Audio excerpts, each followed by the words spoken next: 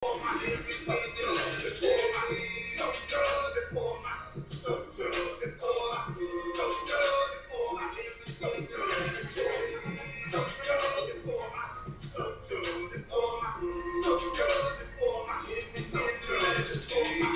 are killing kids. Mothers ain't teaching daughters. Fathers don't see their sons. They always on the run. The problems we face, we think it's all just a mystery. Gave us crack in the 80s and it destroyed our communities. These devils are laughing at us. Police, they hunt us down. You know they don't bum. Hoping that it would come down. Everything is a struggle. I can't see nothing but pain. So I fall on my knees and get to calling his name. The weight of the world got us looking for answers. Only thing that's around you are diseases and cancer. Political powers be on political bullshit. And our politicians be on political bullshit. Yeah.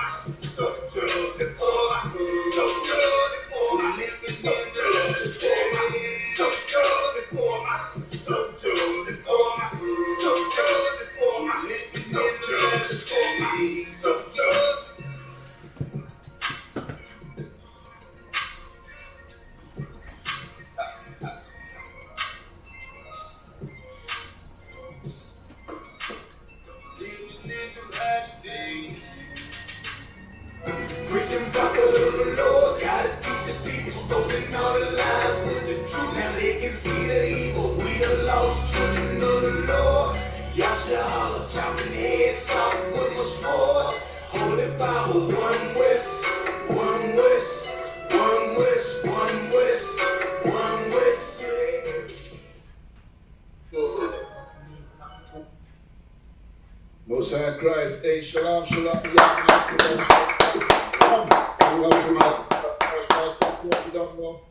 Yeah, man, this is another episode of Unplugged from the Matrix, brought to you by Commanding General Yohana, the Israelite School of Universal Practical Knowledge. You know what I'm saying? I'm Prison Officer for 1,000 Eyes Ahab.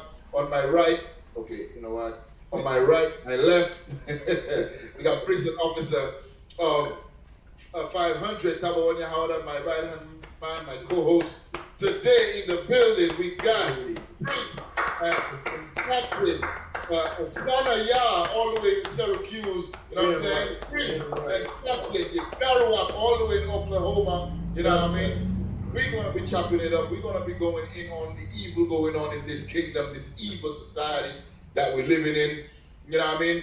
And before we go into it, Salaki Cap, if you want, you know what I mean, go ahead and give an introduction, you know what I'm saying? Let the people know what's going on, Cap.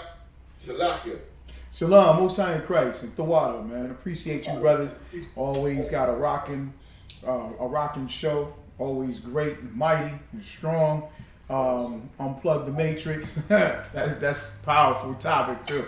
Right there with the title. Yep, I'm captain of 10,000 up here in Syracuse, New York.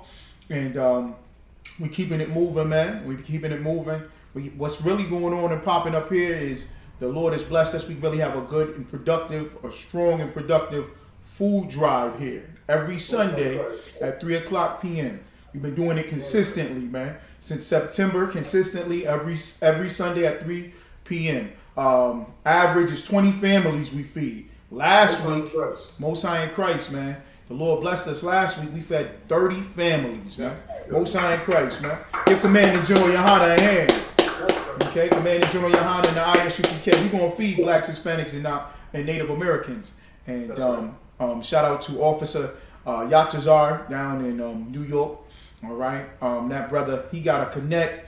We go down to New York and we get some more food. We got to connect up here to get food, but we got to make sure that we get enough and get some more food, man. You know what I'm saying? The Lord said in Psalms, I'll just say it quickly, David was saying that I've never seen the righteous forsaken nor his seeds begging for bread. You know, if you with the ISUPK, you know, it's something you solid. But if you in the ISUPK, you solidified, all right, by the Most High, okay? So we going to make sure that we continue to do these works, all right, all these different things that we have going on here.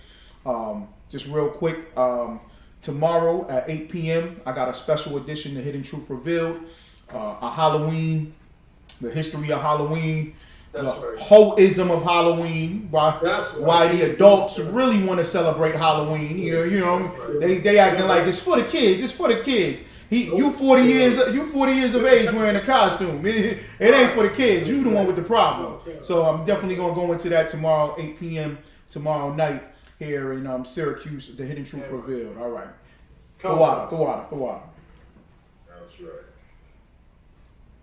That's some powerful stuff. That's what we do in the Israelite School of Universal Practical Knowledge. While the Christian pastor looking for the next child to molest, you know what I'm saying? Or the next, wallet to empty or old lady's purse.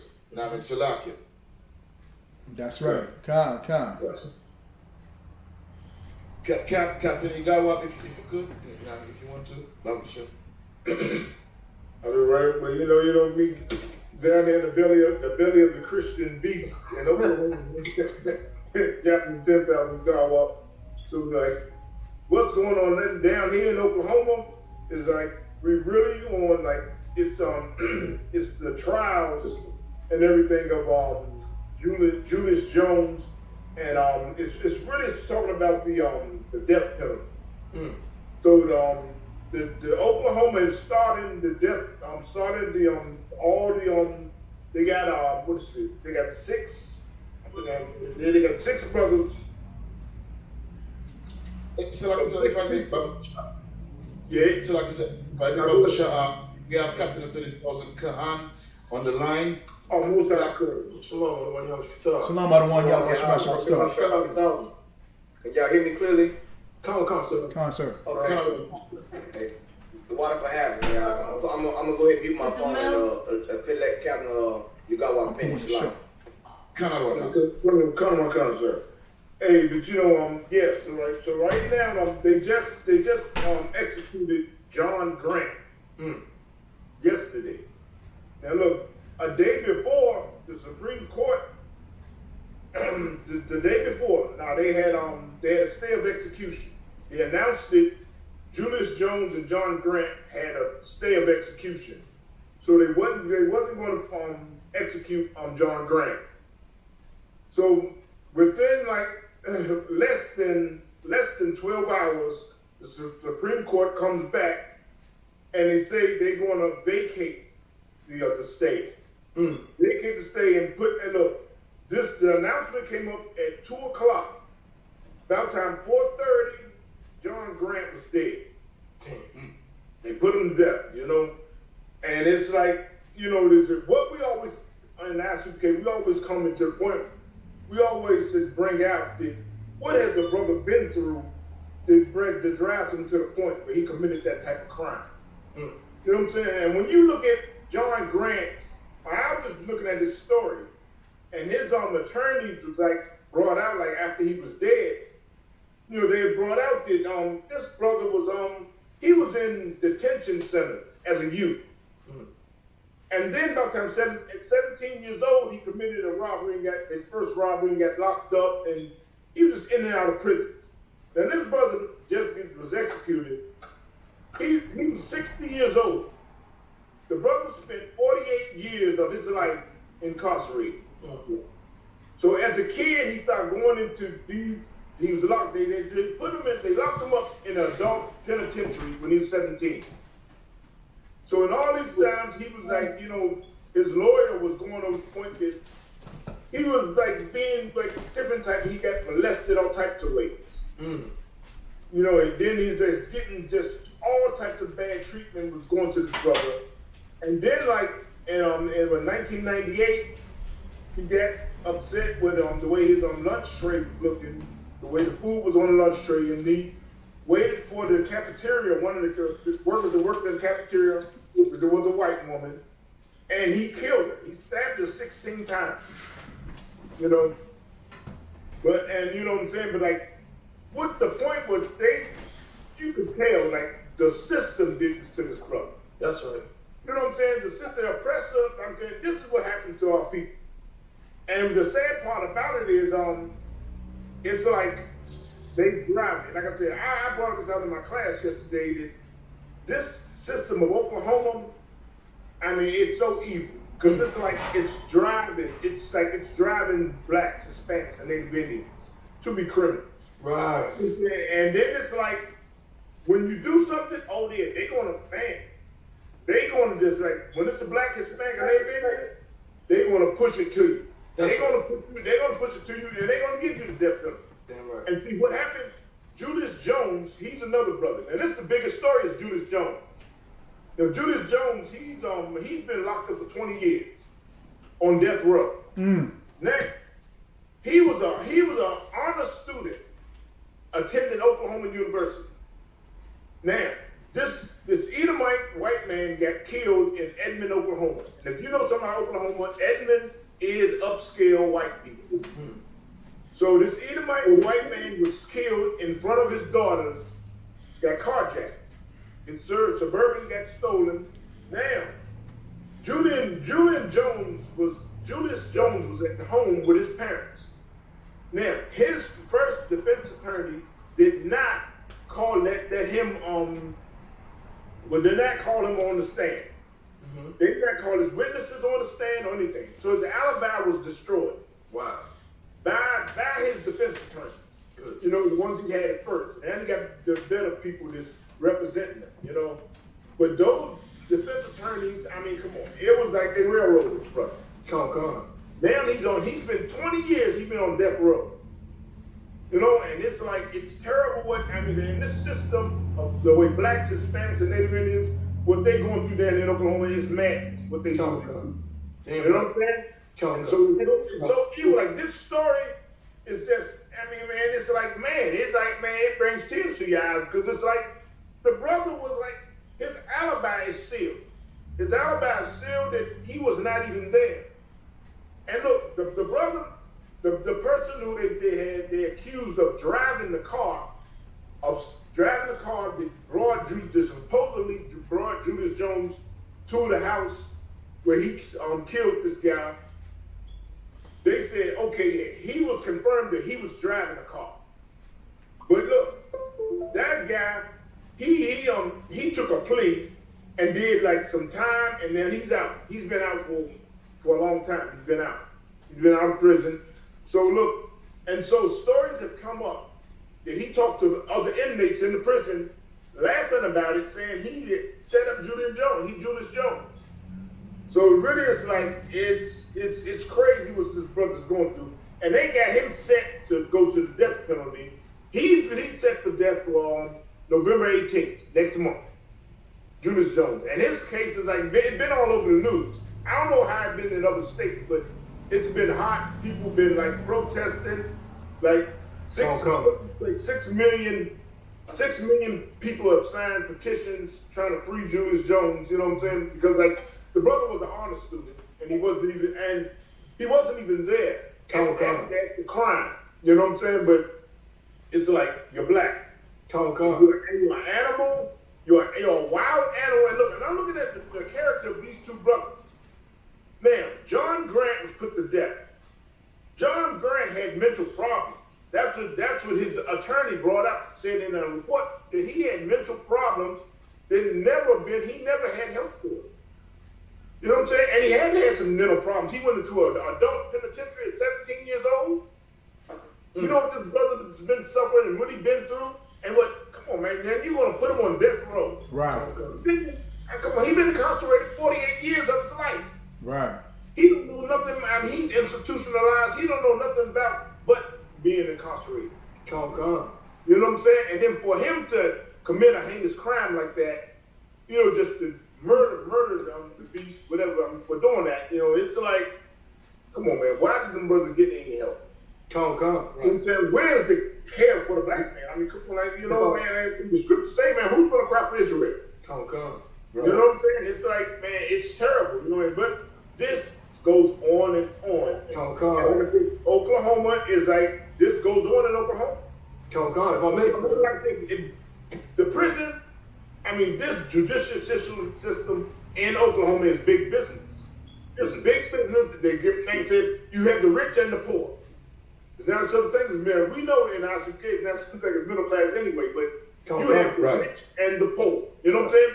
And the rich are the senators, you know, and the governors. They're making all this money off these prisons, off these brothers and sisters going to prison and dying. You know what I'm saying? And just being incarcerated, period. That's money.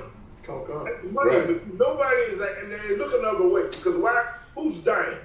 Who fills up the prison? It's blacks, Hispanics, and Native Indians. Right. You know what I'm saying? So it's like, whatever. You know what I'm saying? Let us die. That's their attitudes like. You know what I'm saying? Go ahead, brother.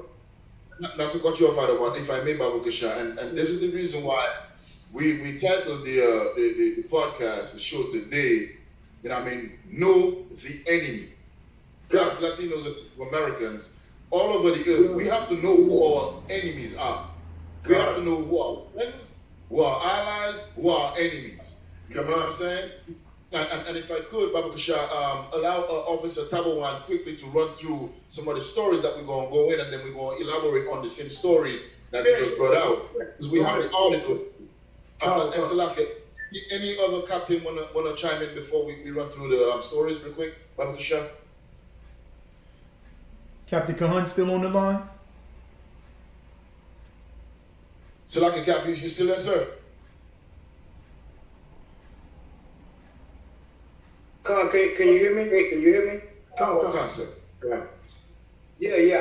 I'm a yield and go and let y'all get into the stories, and then I'm gonna chime in on the story. That's a heavy point that Captain Garwa brought up about these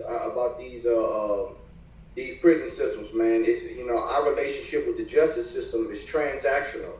It's not, you know, rehabilitation. It's no different than a transaction in this capitalist society. So once again, this type of situation, it lies at the foot of our so-called political and religious leaders. They have not done what Christ has prescribed, which is to stand in the gaps. You understand? If our gates were strong, That's right. instead of language, this brother would have refuge. He would have sanctuary. He would be able to dwell amongst the priests and get help. You understand? But because we don't have anybody can come in our gates and anybody can leave out of our gates, you understand? But outside the jurisdiction of this body, what happens? We become prey to the oppressor. So,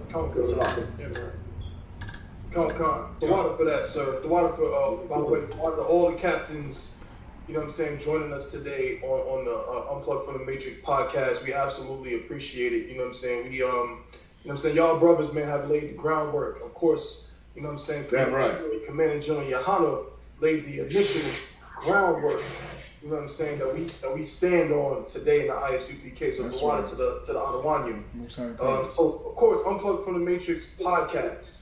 That's what you are listening to or watching right now, featuring myself, Officer 500 Dabawan, and of course my co-host, my brother, my Adawan, Officer of 1,000 Ayaza Ah. You know what I'm saying? Today we got a lot of excellent guests on the show. The water to all of them. So I'm just going to run down these stories we're going to talk about today. Okay, so first story we're going to go into is what Captain Yagarwa was talking to, a story out of Oklahoma. John Grant, his brother, was executed yesterday. You know what I'm saying? We're bringing you the news that is taking place right now. You know what I'm saying? His brother was executed yesterday, all right? Okay, and we're going to talk about that and talk about the prison systems. You know what I'm saying? Shout out, of course, to the ISUPK prison system. You know what I'm saying? Headed up by my Ottawa Captain Zakar up there where I'm from. That's right. That's my brother, my Ottawa. You know what I'm saying? That prison system. Get in touch with them brothers. If you got any family members or anybody, you know what I'm saying, that's in the prison system that you want them to come into the truth, you want them to get some information, or if you want to go see them, whatever it may be, get in touch with that brother and get in touch with the ISUPK prison department. Also, we got a story. We got a story right here. A student, a white student, took a picture of one of his black classmates and posted it online with the caption saying "slave for sale." And his he got in legal trouble, but his sentences have been reduced. Wow. He's not going to get in trouble the way that they said he was. So we're going to talk about that and talk about the unfair treatment when you deal with a black person, when you ridicule or talk down on a black, Hispanic, or Native Indian. It seems like there really is no charge for that. America doesn't really know how to deal with the legal ramifications of that because America is not our rest. One of our favorite scriptures on this show. So that's just showing you the difference between how they treat us and how they treat everybody else. And then this is a story that was brought out by my Ottawa Captain Azania about a Native American Indian, so-called Native American Indian. Somebody cut his hair in the middle of a class. Cut his hair in the middle of the class. And of course, we're going to see what's going to happen to that student. Probably not much. But this is what takes place in America when you're black, Hispanic, or Native Indian. The scriptures say in the book of Deuteronomy, when it talks about the curses, that they're not going to have regard for the young or the old. That's right. Whether you're young, whether you're old, middle-aged, it doesn't matter. You're going to be oppressed the same way. Then we got a story out of D.C., Washington, D.C. Shout out Captain Yagarwa. I know that's your hometown. We got a story out of D.C. where the assistant police chief was told she's filing a lawsuit against the police department because she was told that if she doesn't get an abortion, she's going to be fired. Woo! I mean, dang. Last time I checked, I thought it was a woman's body, right? I thought she made a decision. I don't know what's happening here. But please, I don't want. Don't tell me they're going against women empowerment. Come. So hold on. So they can't go against women empowerment. If the woman don't want to get an abortion, like you said, why they changing it now? You see how. That's why the truth is so important, bro. The clock about to strike 12. So like. That's right. Comment on concert the water because it's absolutely outlandish. So we're gonna talk about that, of course. Then we got, who remembers the story about Kyle Rittenhouse? Kyle Rittenhouse, yes. Of course, how do I say this delicately for the good folks at YouTube? He was a Caucasian male who was barely 18 years old, who of course murdered 2 people. He murdered 2 people during the riots that were taking place, I believe, in Washington. Was it in D.C.? Am I mistaken? I think it might have. I think it was in the Midwest. Come on, sir. It was riots taking place after the George Floyd murder. Riots took place, and this young Caucasian male ended up murdering 2 people. Okay. Well, his trial. You know what happened? The judge, not the district attorney, not one of the jurors. The judge told the plaintiff that they are not allowed to call the people who died victims. They're not allowed to call them victims. They have to call them looters and things like that. So Good. Any cap want to jump in before I say something real quick because No. Okay. So you're telling me that carnal consent. So you're telling me that a murderer, someone who murdered people, right? Mm-hmm. The people who got murdered, whether, you know what I'm saying, which I'm guessing is blacks, Latino, or Native Americans that No. got murdered, right? Actually, no. No. Right. No. So I'm a hold what I'm gonna say. Go ahead and continue, brother. When you read the story, then I'll elaborate some more. Salaki. Yeah, not just it wasn't just blacks and Hispanics alone. I believe one of them might have been a brother, but nonetheless, this cat was down with the I don't even know what you would call them. You know, I don't know if you call them right wing. I don't know. He's one of those types of people, and they're now saying that whoever he killed cannot be called a victim, which is absolutely going to sway his trial. No sweat. No, we're going to talk about that one. Last but not least, if we have time, Adawan. I'm saying, of course, about Adawan, Ayaza'ab, you know what I'm saying, this brother Bunyamian representing, we got a terrible, terrible story out of Jamaica. A Christian pastor who has been accused of committing human sacrifices. Did y'all hear about that? What? Oh, yeah. I read the story and I try to follow up on it, if I may. Mm-hmm. When we do the story, I'm gonna bring out some other details about that. Yes. So you about to talk about the real Halloween? Come on. The real Halloween. It's the Christian church. Yeah, all right. Yeah. The Christian church ain't. Michael Myers ain't got nothing on the Christian church.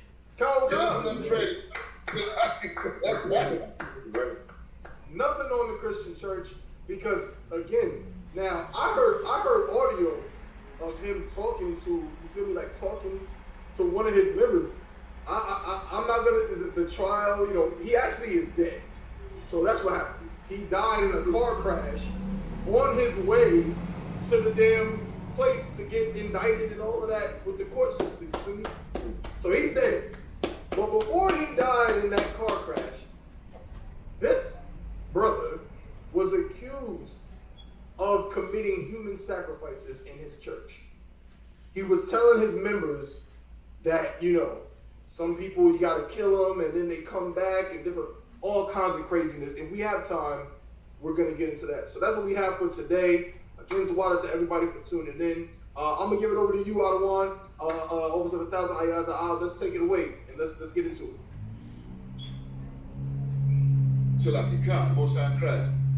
One of the things that I want our viewers to do, Baba Kushai, brothers and sisters, if you could, please like, share, and subscribe to Unplugged from the Matrix. You know what I'm saying? Share these podcasts. Share all our social media platforms, especially when we go live. Because at the end of the day, we could be in the strip club, we could be in the back of our house or someplace smoking weed. But you know what we're doing? As brothers, as priests and prophets of the Lord, we are together, we culminate together on this social media platform and all social media platforms to bring you the utter truth according to the reality that we live in inside of America and all over the earth, man. You know what I mean? So if you like the content, if you understand and you respect the work of the Most High through Commander General Yohana and all the generals, captains, and officers, troopers, sisters, and babies, you know what I'm saying, in the Israelite School of Universal Practical Knowledge, come on, man, it's just, I mean, you spend more time lifting up your phone and typing nonsense. One click, that thumbs up, and then share it. That's all we ask of you. You know what I'm saying? We don't ask for no money. We're not trying to get in your pocket.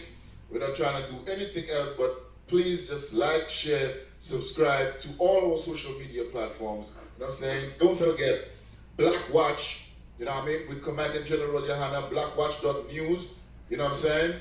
www.blackwatch.news. Commander General Yohana and his team has been putting out exquisite and excellent and important and valuable information for the nation of Israel. You know what I mean? Forever. That's right. You know what I mean? So all we ask is just support us. You know what I mean? And if anybody, not to cut you off, but if you know somebody in the Christian church, you make sure you send them all the links of the ISUPK. That's right. Send them all the social media outlets. everything ISUPK. If they in the Christian church, the brother just said it's a story of a pastor chopping up people down there in the islands. And you don't think they do that here? Right. They do it here as well, man. So make sure you get out of that Christian church. If you know somebody in the Christian church, it should be dire. It should be pumping on your heart when your heart is your mind. It should be pumping on you to just get this information to them first and foremost. You don't want them to die in something wicked like that. All right, so make sure you get this information out. Salakia. Yeah, concept. And with that, can we go to the first story, Baba Kasha?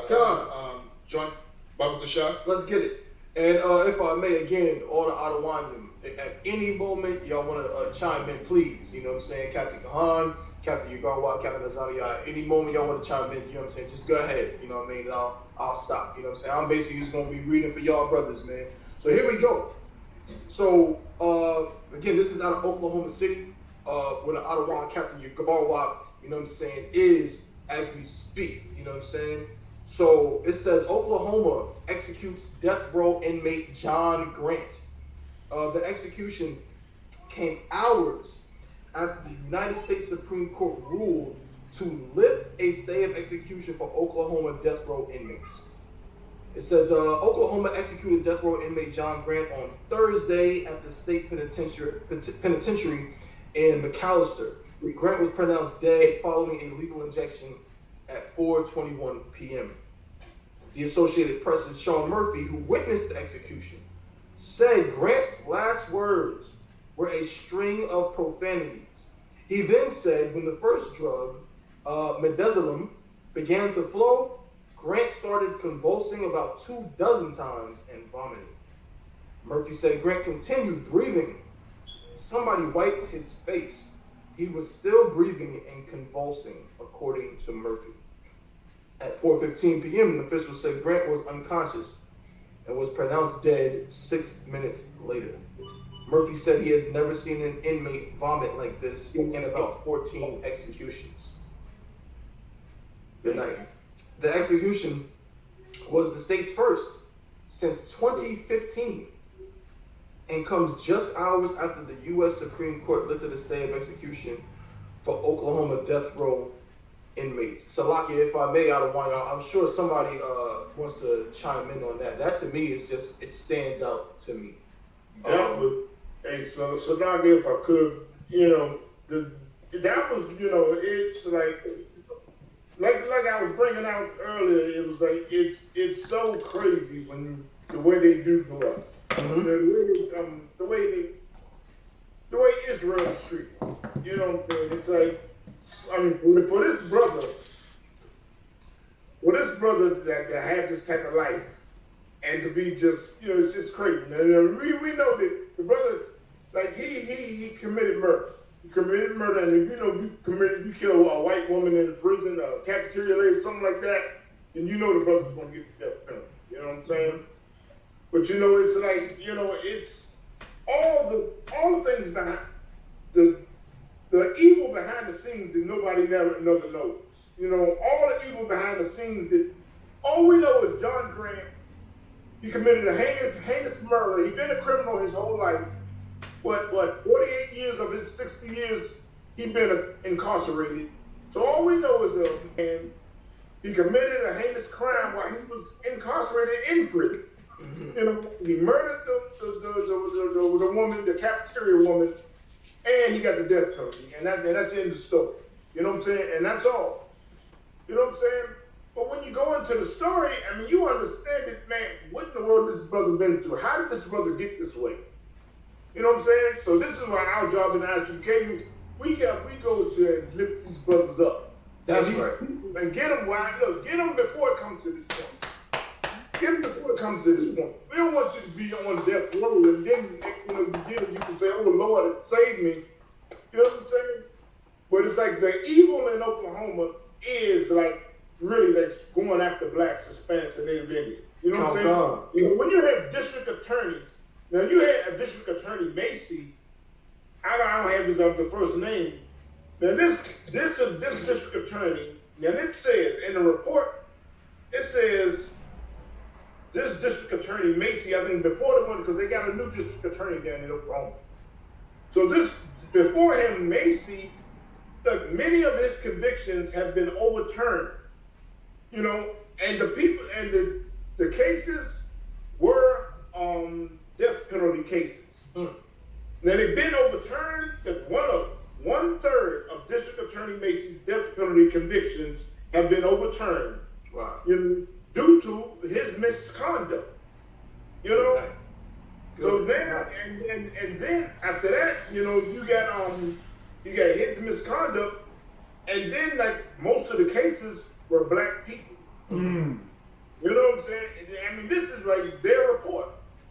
You know, and it's like we are going through these type of things that we got everybody against us.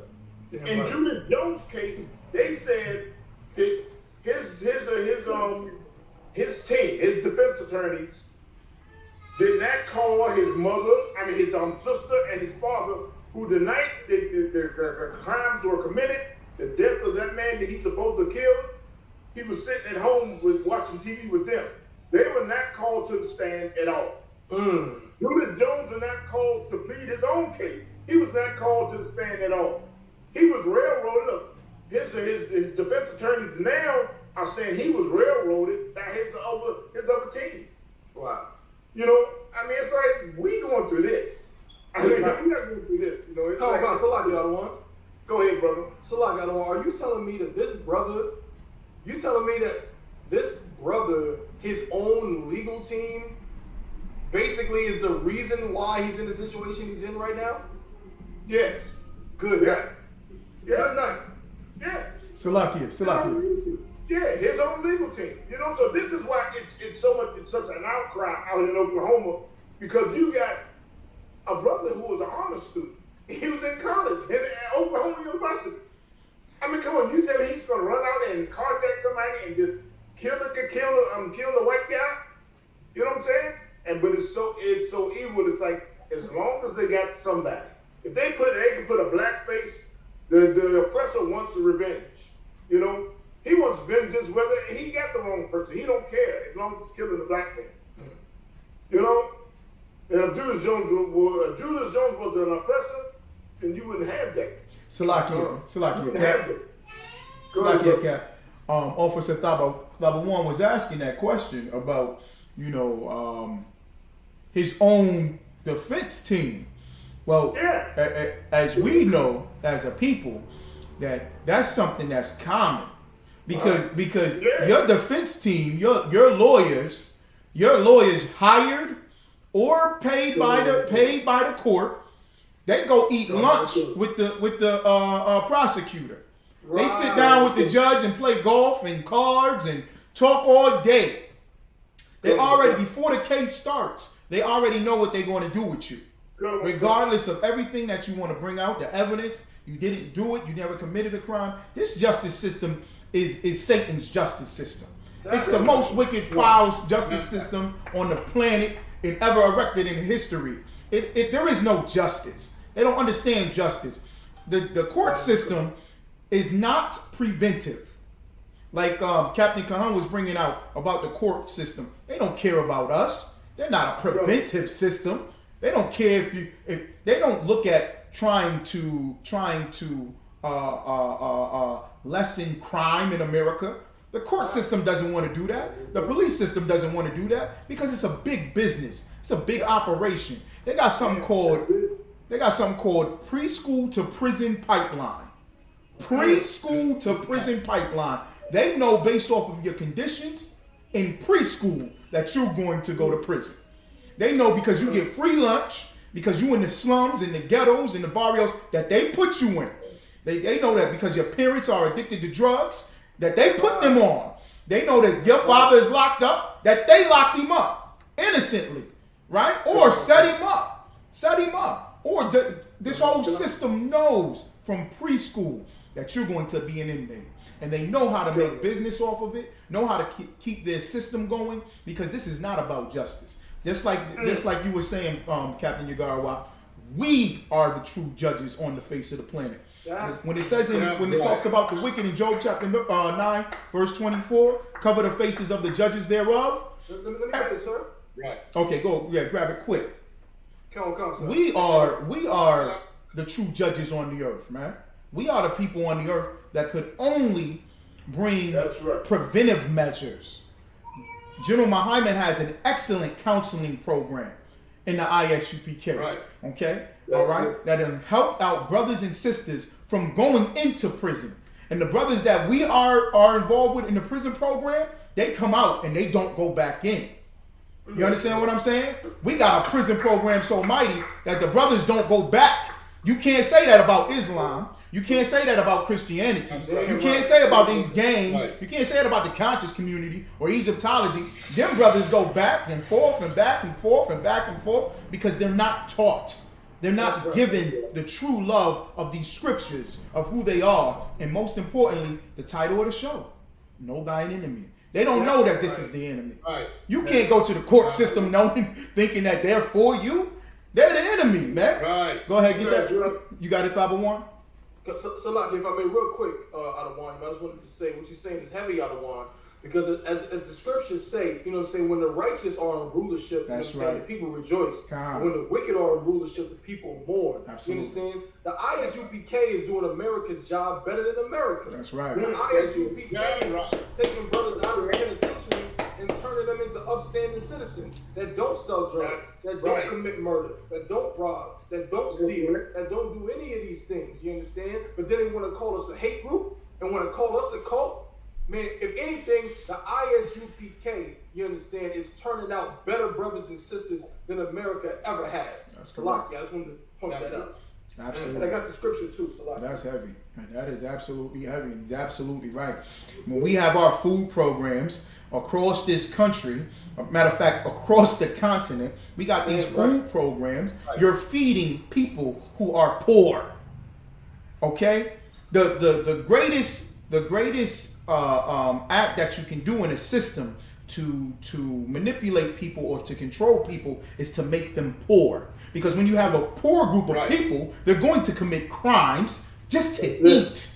Just to eat some food. Like the brother was talking about. You look at these brothers' lives and where they come from. That brother couldn't eat. He got to get something to eat, man. I'm not saying that it's right. But you talk to every drug dealer say, I got to feed my family, man. I gotta feed my kids. You talk to every prostitute, every harlot, every hoe, she's saying the same thing. I gotta feed these babies. Okay? And they know that they create a system to where they'll have the poor be the criminal, when the poor are the victims. You understand what I'm saying? We got to make sure that everybody understands that you are the victim of this enemy, the oppressor, the devil on the earth, man. And you have an opportunity, as if you're black, Hispanic, and Native American, to come back to the Most High, man. And you won't be poor. You don't have to be a criminal. That's not what you're called to be. Go ahead, brother. Number one. Get the scriptures, number one. Oh, I got it. Book of Job, chapter 9, and verse 24. The earth is given into the hand of the wicked. They rule this earth, man.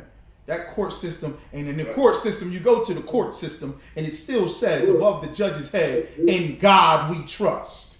In God we trust. And you sitting there crying, got your mama there, and you begging and pleading over a traffic ticket. You sitting up there sweating. You thinking you oh man, I got a CDL. They're gonna take my CDL. They're gonna take my license. I can't go to Mexico no more. I can't do nothing. They're gonna take child support. I forgot one paycheck. Oh man, you sweating, begging, and pleading because he thinks he is God. They really think that they are God. And just a sidetrack, when you was reading that story, oh my goodness, man, about the lethal injection to this brother, to a human being. When David said, and I think it's First Chronicles. I'll just call it out. First Chronicles, chapter 21, verse 13. First Chronicles, chapter 21, verse 13. Right? David said unto God, I am in a great strait. Let me fall now into the hand of the Lord, for very great are his mercies. But let me not fall into the hands of men. Do you hear this story, man? The brother, you said he vomited on his face and they wipe his face and he's still breathing? They don't do that to dogs. They don't. When they put a dog to sleep, they won't do that to a dog, man. They won't do that to a pig. They'll go on a farm and want pork sausage They won't kill a pig that way, man. These are the beasts on the earth. This is Satan in the flesh, man. That's some cruel madness, disgusting, and it says in the law that you're not supposed to do cruel and unusual punishment. That's cruel, man. That's cruel. That is just an atrocity to have somebody, and they sat there and watched it. The journalist sat there and watched it and took notes. They said, "Oh, they went over and wiped his face." I'm sorry, Salakia, yeah. You too, I'm sorry, Salakia, if I may, Babu Kusha. What you're saying is so right and righteous for bringing that out, because guess what? They're sitting and watching brother die and them executing the brother. That's entertaining for them. They feel good about it. Yes, one more nigga off the street. Have a front row seat at the death of a nigga. That's how they think. That's how they feel. That's how they are. And if I may, number one, can you grab me Luke chapter 10 and verse 19, Babu Shah? I just want to, you know what I'm saying, show the difference, you know what I'm saying, between the Christian church, Islam, Rastafarianism, and the Israelite School of Universal Practical Knowledge. Because we follow what Christ said to do. We follow the Most High. We follow the Scripture. And if our brothers and sisters know exactly how to conduct themselves, what to do and what not to do, a lot of us won't be in the conditions that we end up in. You know what I'm saying? Read that for me, Babu Kusha, if you could. So Luke 10 and 19? Come. It's the book of Luke, chapter 10, Salaki. Make sure I get the right one. Salaki, so the right one speaking. The book of Luke, chapter 10, and verse 19. I got it. Come. Behold, behold, I give unto you power to tread on serpents and scorpions. Slow down. What color is that written in, brother? I got it on my phone, but I believe it's written in red, so this is definitely Christ's yes, word. Yes, I'm supposed to be written in red. This is Yahushua Mashiach speaking. You understand? And what did he say? Read it from the top. No, come. The book of Luke, chapter 10, and verse 19. Behold, I give unto you power to tread on serpents and scorpions. He gave us the power to tread upon serpents and scorpions. You know what that power is? The law, statutes, and commandments. Something you will never learn in the Christian church. Something your Islam imam will never teach you. You understand what I'm saying? This is why when Taba once said, yes, a whole bunch of these brothers in Islam, they talk it. They got the prison and so on and so forth. But when they come back, they go back. When they come back, they go back. ISUPK, the prison system, the prison program that we have, when our brothers come out, they don't go back. That's right. Because this power we have been given to tread upon serpents and scorpions. We know who the devil is. We know who the enemy is. We know who the oppressor is. We know what these other nations have done to us. This is why we have never ourselves from them. Salakia, keep going, brother. Come. And over all the power of the enemy. Of who? The enemy. Of who? The enemy. Listen, when we came over here as slaves on slave ships, we were sold unto our enemies. Deuteronomy 20:68. That's right. That's the first point of reference for us to know who our enemies are. And there are tons of other scriptures that have been broken down for us and taught to us by Commandant General Yohana, the generals, captains, and officers over the younger brothers and sisters and troopers and so on and so forth. You know what I mean? We know who our enemies are. And Christ is saying, he has given us the power to tread on them. You know what tread means? To stamp on them. So no longer should we subscribe to Christianity. No longer should we worry about our birthday and celebrating Christmas and Thanksgiving and Halloween and loving the oppressor and kissing everybody on the lips and kumbaya, rainbows, unicorns, and skittles. That's it. Okay, I'm a yield. Salaki. That's it. And Salaki, if I could, now look, I got two excerpts right here from the this is from 2015, when the reason why they had a hold on executions in Oklahoma, because in 2015, Clayton Lockett cried out in pain while he was getting executed. They gave him a lethal injection, and he cried out in pain a couple of times, and he didn't die right away. So they said he was suffering. It was torture. So the executions have been on hold. So this is the first time in 7 years that a man's been executed. But check this out: how much of a hypocrite the oppressor is. Because look, the Supreme Court announced, look, that it would not get involved in the case of Julius Jones. When Julius Jones' attorneys argued that people of color in Oklahoma are likely to get the death sentence when the victim is white. So the Supreme Court backed away and said, oh, we don't want to get involved with that because they playing the race card. We don't really get involved with that because it's really shedding light on what's the truth. It's shedding light on the truth. Come on, the Native Indians, the Hispanics, and the black people down in Oklahoma, we're likely to get the death penalty. You know what I'm saying? If the victim is white. Killing each other, oh yeah, you get some years, you get life in prison. You get so long in prison that you'll go crazy or die in prison. But right, it shows where the oppressor is such a hypocrite. You know what I'm saying? Because it's like the Supreme Court wanted to back away from Julius Jones' case, but they come back in and they vacated the stay. The Supreme Court had the final decision.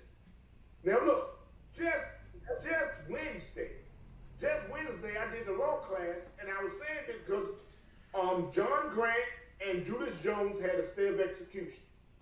So they were, but then during the day, I didn't even know. I was watching the news, and they said, hey, John Grant has just been executed. Damn. I'm like, what the hell happened to this stay of execution? Right. You know what I'm saying? They tell me, I had all my money. Oh, it was good. The brother's going to live. They're going to try to work something out or whatever. But they said he just died. I'm like, dang, But so the Supreme Court came in and they vacated the stay of execution and executed this brother 2 hours later after they made the decision. Come on, they made the decision at 2 o'clock. About time 4:30, he was dead. You know what I'm saying? And then they got Julius Jones set for death to be executed on the 18th of November next month.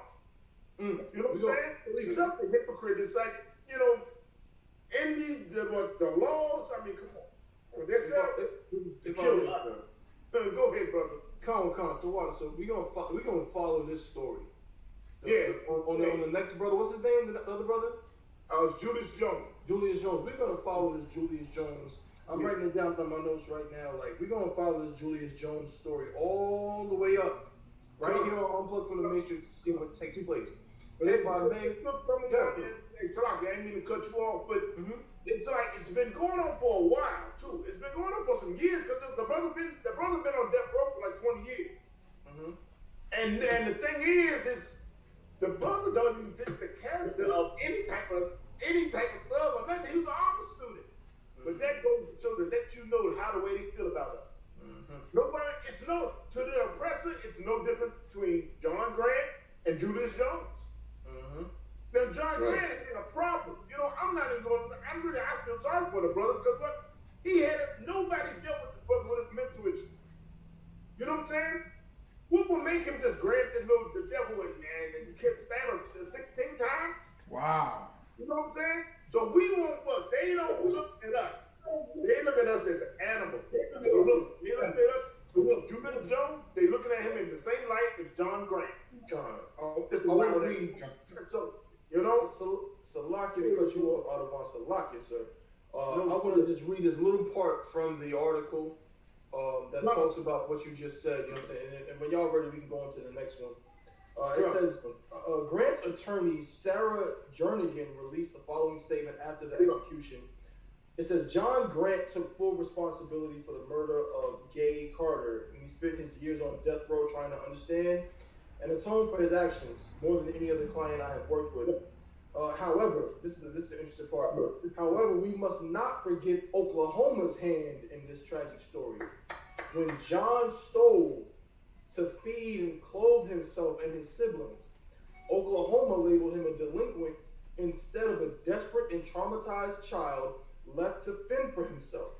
John wasn't even a teenager yet when Oklahoma sent him to the first of several state-run youth detention facilities.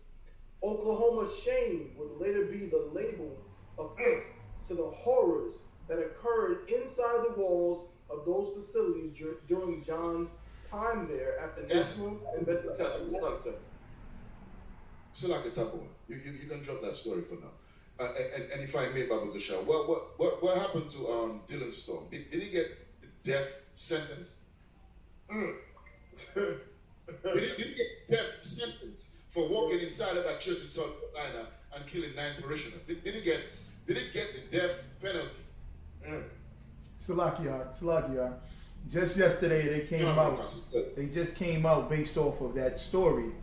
I think they're giving the families $88 million. I think they're giving the families of the victims of the church in South Carolina $88 million, right? But just like you said, because the daughter of the minister of the church that was murdered, right?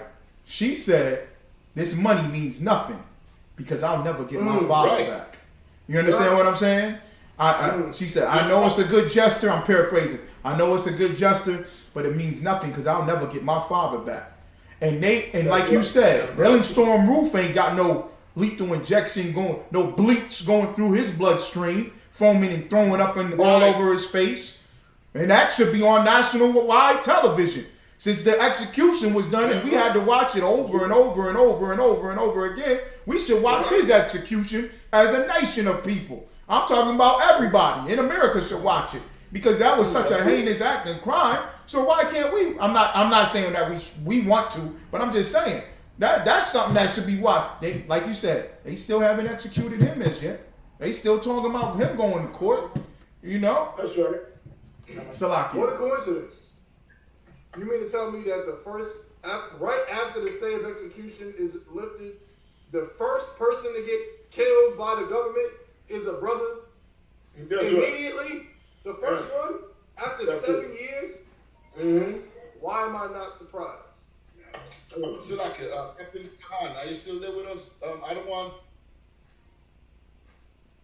know if you wanted to chime in real quick on this story before we get off of it. Can you hear me? Khan, we can hear you, sir. Okay, now I'm a yield to the next story. Wow. Okay, Khan, answer. Come. All right, Moshe and Craig. Yeah, that was it. If everybody to up with that story, we can move on to the next story. Babu Kasha. Come. All right. So this next story is going to lead into, so it's basically 2 stories we're kind of doing here. This is going to lead into a story that Captain Azania brought to my attention.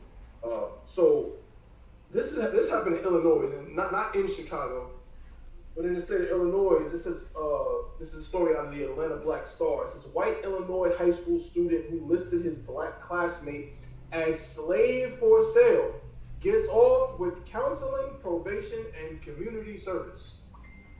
A white Illinois teenager has been disciplined nearly 2 years. So it took 2 years for him to get this. After he listed his black schoolmate as a slave for sale on the popular selling platform Craigslist. Good night. I gotta laugh at. So like it. The Naperville Central High School student who has remained unnamed. I don't know if anybody wants to chime in. Please, I don't want to. So it's been 2 years and they still have not named him. They have not said who did it. Wow. He has remained unnamed because he is a juvenile. Oh, Salakia. I just wanted to say this because I got it in from General Kabalamov sent me the information about Dylan Storm Roof, and because the general sent it, I just want to bring it out real quick. He confirmed it that they did give the money to the family, and it's because the FBI failed on a background check for Dylan Storm Roof. When he went to buy the guns, they were not supposed to sell the guns to Dylan Storm Roof. But every time you go to buy a gun, you have to wait. I think in South Carolina, you got to wait until the confirmation comes back from the FBI. And what happened was the FBI gave it a green light and said it's a go. Sell that Edomite them guns. He took those guns and murdered us as a people. So it ain't got nothing to do with the fact that he murdered people. Good. Because they didn't do a background check. That's correct. It was more so because of the failure of justice, once again, the failure of their job of the FBI. Boy. So, Locke, the failure of bureaucracy. Right. The failure of bureaucracy plus democracy is what happened. And that's why it's always a breach when it comes to us getting justice. Locke. Come. God damn.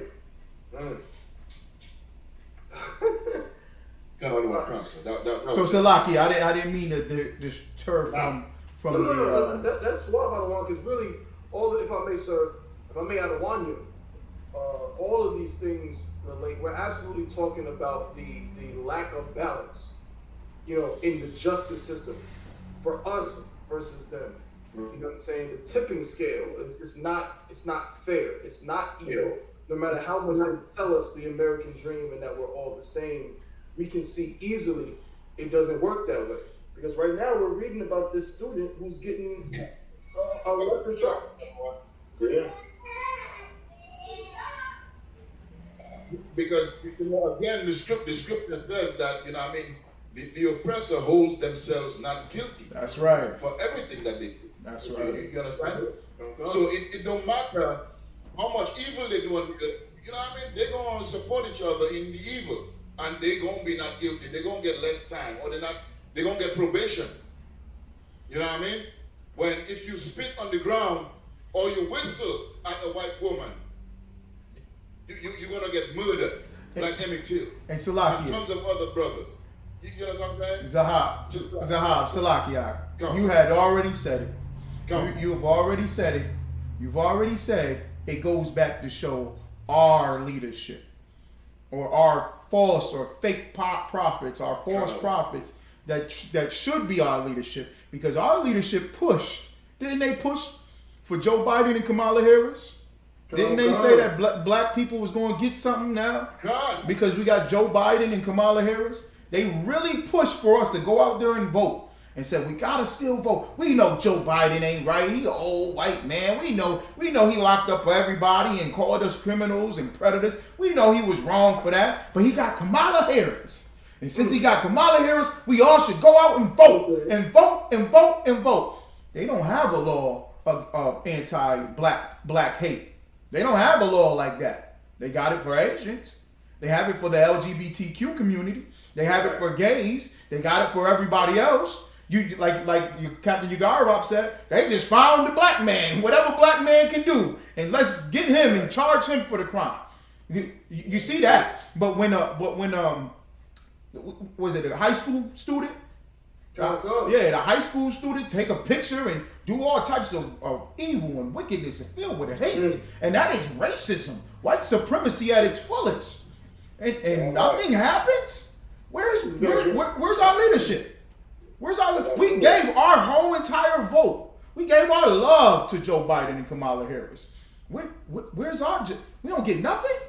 We can't get nothing. We voted for you. You told us if we didn't vote for you, we wasn't black. So we made sure that we had to be black and voted for you. We voted for you, Hillary Clinton, Miss Hot Sauce in your bag, swag. Right. We voted for you, Kamala Harris. You fake imposter. You talking about you a Jamaican? Get out of here. Ain't no curry chicken ever been in. The only curry chicken been up in your crib was from East India, man, with the red dot. Y'all ain't never had no oxtail. What's she talking about? Oh, because she went to Howard University. That was the greatest deceptive trip. That was a trick. Oh my goodness, you done fooled us. Oh, I listened to Tupac and smoked weed at Howard University. Oh, so we gotta run and go and vote for you. And nothing happens. Nothing happens. No, we don't get nothing. Right. We don't get no justice. We don't get no laws. We don't even get no legislation. Captain Han wanted to say something. Oh, Salakia, sir. Salakia. Oh, no thing, man. You keep bringing out, all y'all brothers bringing out a heavy point, man. Like this whole thing about them putting these juveniles or whatever, putting black people on Craigslist for sale. I haven't heard anything about the whole human trafficking violation. This part, really, to be honest, I don't know. I believe this falls under that, but they're probably going to try to scrape it because it's a juvenile. But this right here just goes to show you that racism don't have an expiration date. I remember back years back, people were saying, we go out there and teach, they said, well, you know, they're just the old people that's racist, and once they die off, we won't have to deal with racism anymore. But these are Generation Z or millennials, or what you consider post-millennials. Post-millennials. So this right here just shows you the mindset of how we are still looked at as a commodity in America, and how, you know who you can thank for this? You can thank Dr. Martin Luther King for this. Damn right. Because this is what we marched for. This is what we fought for integration. We fought for our children to sit in the same classroom as their children. But now we're surprised that we're being sold on Craigslist in cyberspace. Right. You understand? This is why I want to big up the show Unplugged from the Matrix, because we're here to unplug you. That's right. We're here to unplug you and reprogram you. You know what I'm saying? And give you a new database. That's right. You know what I'm saying? You need a new hard drive. That's a fact. You know what I'm saying? You up in here, you know, your intelligence is artificial. So we here to, you know what I'm saying, to be like the Morpheus of this thing, to bring you back home, to unplug you from this thing, man. So we want to thank I just want to thank all the members in the stream, all the brothers that's liking and sharing, and sisters that's liking and sharing the show. You understand? You doing our people a great service by doing this, because they don't want this message out.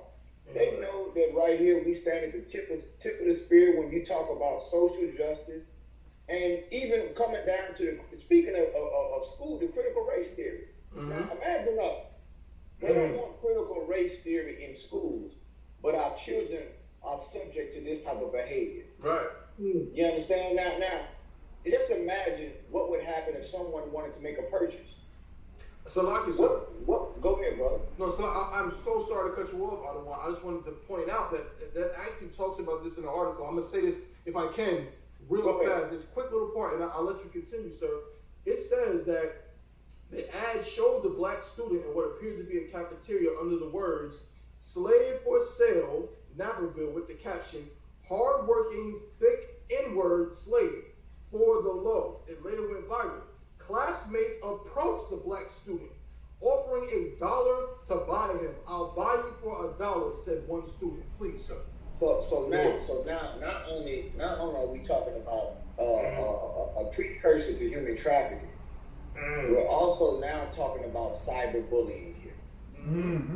You see, like the game, the playground has changed when it comes to how children can bully someone, and how, especially with social media, and especially with the different outlets. These kids are far more advanced when it comes to technology, and they don't have to sit there and pick on you at the locker. They now have different avenues to find out who your mother is, your father, who you are. You know what I'm saying? So they now have, and these schools and the city council and them, they're ill-equipped to deal with this. They're ill-equipped to deal with this because they're not tech savvy, a lot of them. They don't understand with these kids. You really have to monitor these kids in cyberspace in a way. You have to, you know what I'm saying, assign controlling and all this. So now, this is why you need a spirit of discernment. You need the prophets involved in these type of situations. You know what I'm saying? Damn right. So brother, this right here, this same school, now if we was to go down, where was this school located at? Illinois is on one. Now we was to go, now the RSUPK was to go down to the Illinois, to this school, and say, we got a curriculum for to help curb this in dealing with critical race theory, or what you would label under the umbrella of critical race theory. They have a protest about that. That's right. They say, you know what, you're trying to poison the mind of the American youth. Right. You understand? But the race card, brothers and sisters, is the most powerful card in the deck of life. That's right. That's it, right. You don't leave home without it. You understand? You have to honor your children. See now, but see, this is why they keep me to be trained. See now, why don't they just say, you know what? We about to have a revolution. That's all slaves, you know what I'm saying, are going to rebel at this time and get all the black students and say, you know what? We're going to overthrow our slave masters. Then now you can match that now. Now we can have a case study now. You know what I'm saying? There's a way to go to defend yourself and to show resistance to any form of oppression. But you have to be trained properly. That's right. You have to know how to deal with this. You understand? So our kids right here, this is why if you have a child out there, a young boy, a young girl, it's best to enroll them into the ISUPK. Why? Because we're going to give them the curriculum on race. We specialize in race relations over here. I just wanted to say that, brother. Salaki, go ahead. That was heavy, Captain. Salakia. That was heavy, sir. That was so heavy. And it's so crazy, sir, with the critical race theory that they're pushing and this whole madness right now, is they're creating the oppressor. The title of the show today is Know Thine Enemy. Know Thy Enemy, right? They're trying to act as if they're the victim. They're saying they're the victim. It's going to come back that this child is the victim because we're bringing up slavery and his ancestry of oppression and rape and pillage and murder. So it's hurtful to him. Not hurtful to the people that you done did it to, that you done traumatized, that you still have captive in your hand, that you still mock and ridicule and make fun of. As the scripture says, call a byword and a proverb. You call him a slave and post it on the internet. But they want to make it as if they're the victim. That's too harsh and too hard. That goes to show that this beast is like no other. He is crafty and subtle like no other beast of the field. So go ahead, yeah? Salakia, I don't have a point. Captain Ugarwa, Salakia, sir. Didn't something just happen out there in Oklahoma with y'all? I don't know if it was the mayor or the governor out there where critical race theory was a big topic out there where, you know what I'm saying? Like, God, can you talk about that, sir? They were saying it was unconstitutional. Wow. It was unconstitutional. And the thing is, because critical race theory, like said, it would be big in Oklahoma. Because you have what? You have Tulsa, Oklahoma. You have Black Wall Street. They don't want black people to talk about that. Wow. You have the Trail of Tears. They don't want Native Indians, little kids, to learn about that type of stuff. Wow. You know what I'm saying? You know, so that's why when it's in the scripture say when the shame shall cover them, that's what it's all about. You know? Because like they want to be liberal and say, oh yeah, we from everybody. You know what I'm saying? See, like Oklahoma, like I said, it's like it's that serpent in the garden on wickedness. You know what I'm saying? It's like, oh, we're for everybody. Everybody's going to get along together. But really, these evil oppressors are out to destroy us. That's right. You know what I'm saying? And they don't want you to know about their past.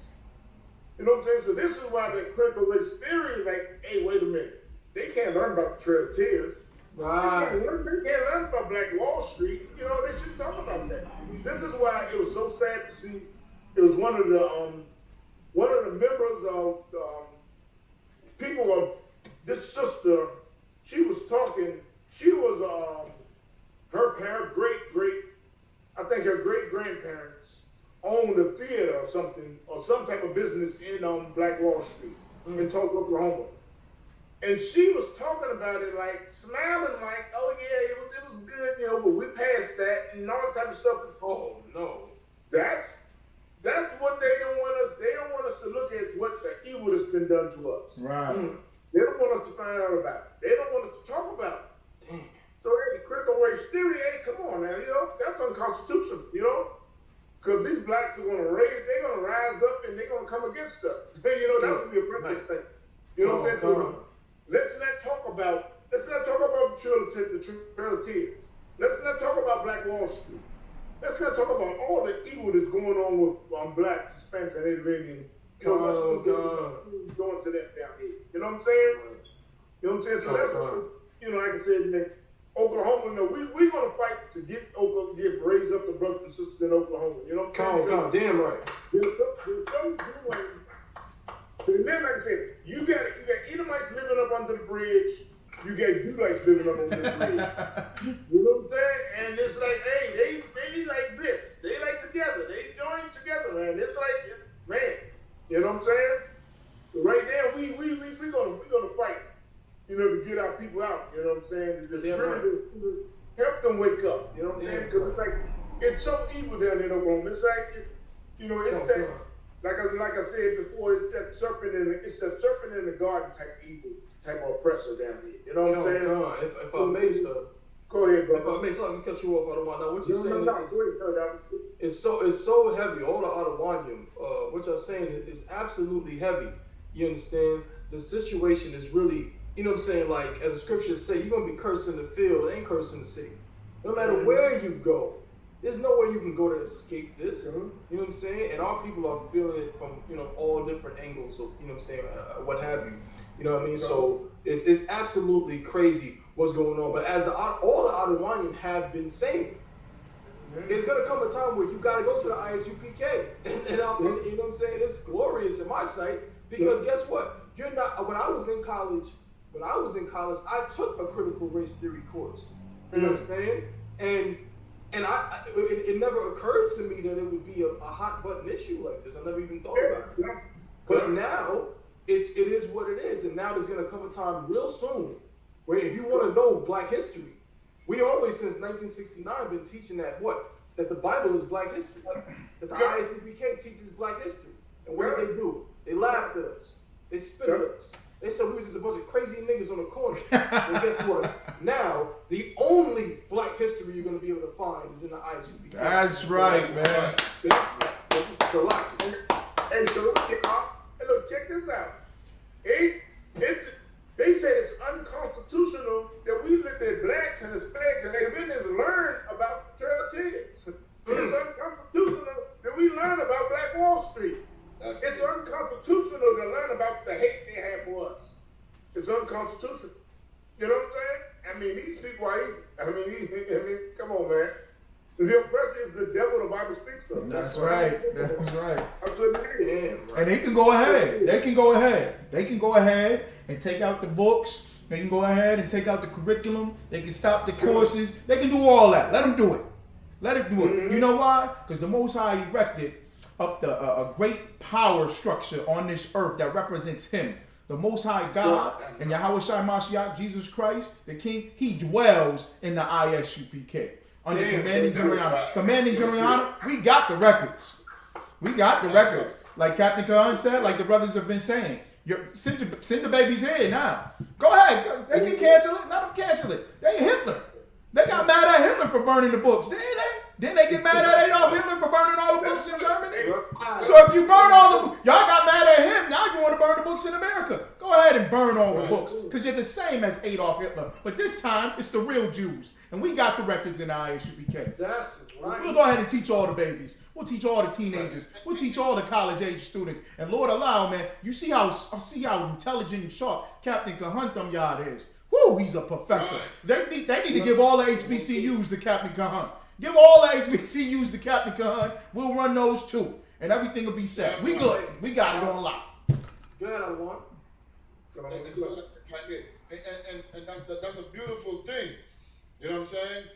In that we are the home of the truth. And we say it with our chest out, our head up. Because you know what?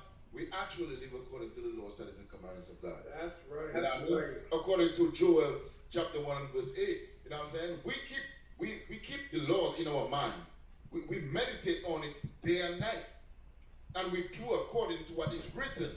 You understand? So y'all can get rid of what y'all get rid of. But inside of, this is I as I personally, inside of my head, I have everything that was taught to me. You know what I'm saying? By the men above me. Everything. And it's not going to go away. It's not going to diminish. None of that. You know why? Because I'm not going to subscribe to a Cain society, which is America. Salaki. That's right. That's right. If I could, can you hear me out? Canada one cancer. When we come. brother. That's because you got that mark, you got that seal in your head, like the scripture say. You know what I'm saying? Mark them. You understand? The sign and pride. You got that seal on you, brother. That's what the Lord said. Right. Damn. Most High Christ. That's it. So like, that was it for me. I wanna, if we can, Adewanyum, I wanna kind of, go into the next story, which relates to this, man. This is a story out of upstate New York. You know what I'm saying? Where the Adewan, presides over out there in Syracuse, man. We got a story. So like, let me pull it up on my phone right here. Which one is it? I got all the stories right here, so just let me know which one I put up on the screen. It's the one that says Salaki. Yeah, Atlanta Black Club? No. It says Syracuse.com. Syracuse.com. I got you, brother. Yeah, when a CNY student. God, I want to talk about this. You know what I'm saying? Now, this is a very crazy thing. This goes, we can the ISUPK, man. We live by Zephaniah chapter 2 and verse 1, if I may, Adewanyum. You know what I'm saying? Where it says, gather yourselves together, O nation, not desire. This show and all of our shows, you know what I'm saying? We talk about the problems facing all blacks, all Hispanics, and all Native Indians. And this is a story up in upstate New York, man, in Syracuse. I remember I drove up there one time. Good night, Adewanyum. I've never been so cold in my life. Ever. I drove from Queens, New York. Please, Adewanyum. If I may, Baba Kashab, before I came to North Carolina, you know what I'm saying? Right. I lived in Schenectady. Schenectady, close to Amsterdam, and Troy, and Albany, and Buffalo. So you're talking about cold. I know what cold is. But listen. It's not colder than the white man's heart, man. We all right. It ain't cold as his heart. You understand what I'm saying? It's cold, but it ain't as cold as the oppressor's heart. Boy, that's a cold thing right there. Salaki. No, you're right, Adewanyum. You're right, but I remember I was thinking going from Queens. I'm like, I thought upstate was New York. Yeah. No, it's different. So like, let's get into this story because this is real heavy and it goes with what we just talked about. It says when a CNY kid forcibly cuts a Native American student's hair, it's a teaching moment for a school district. Lafayette, New York. On Thursday afternoon, Aquaho Patterson, an 8th grader, was sitting in his technology class at Lafayette Senior High School working with scissors to help build a model bridge.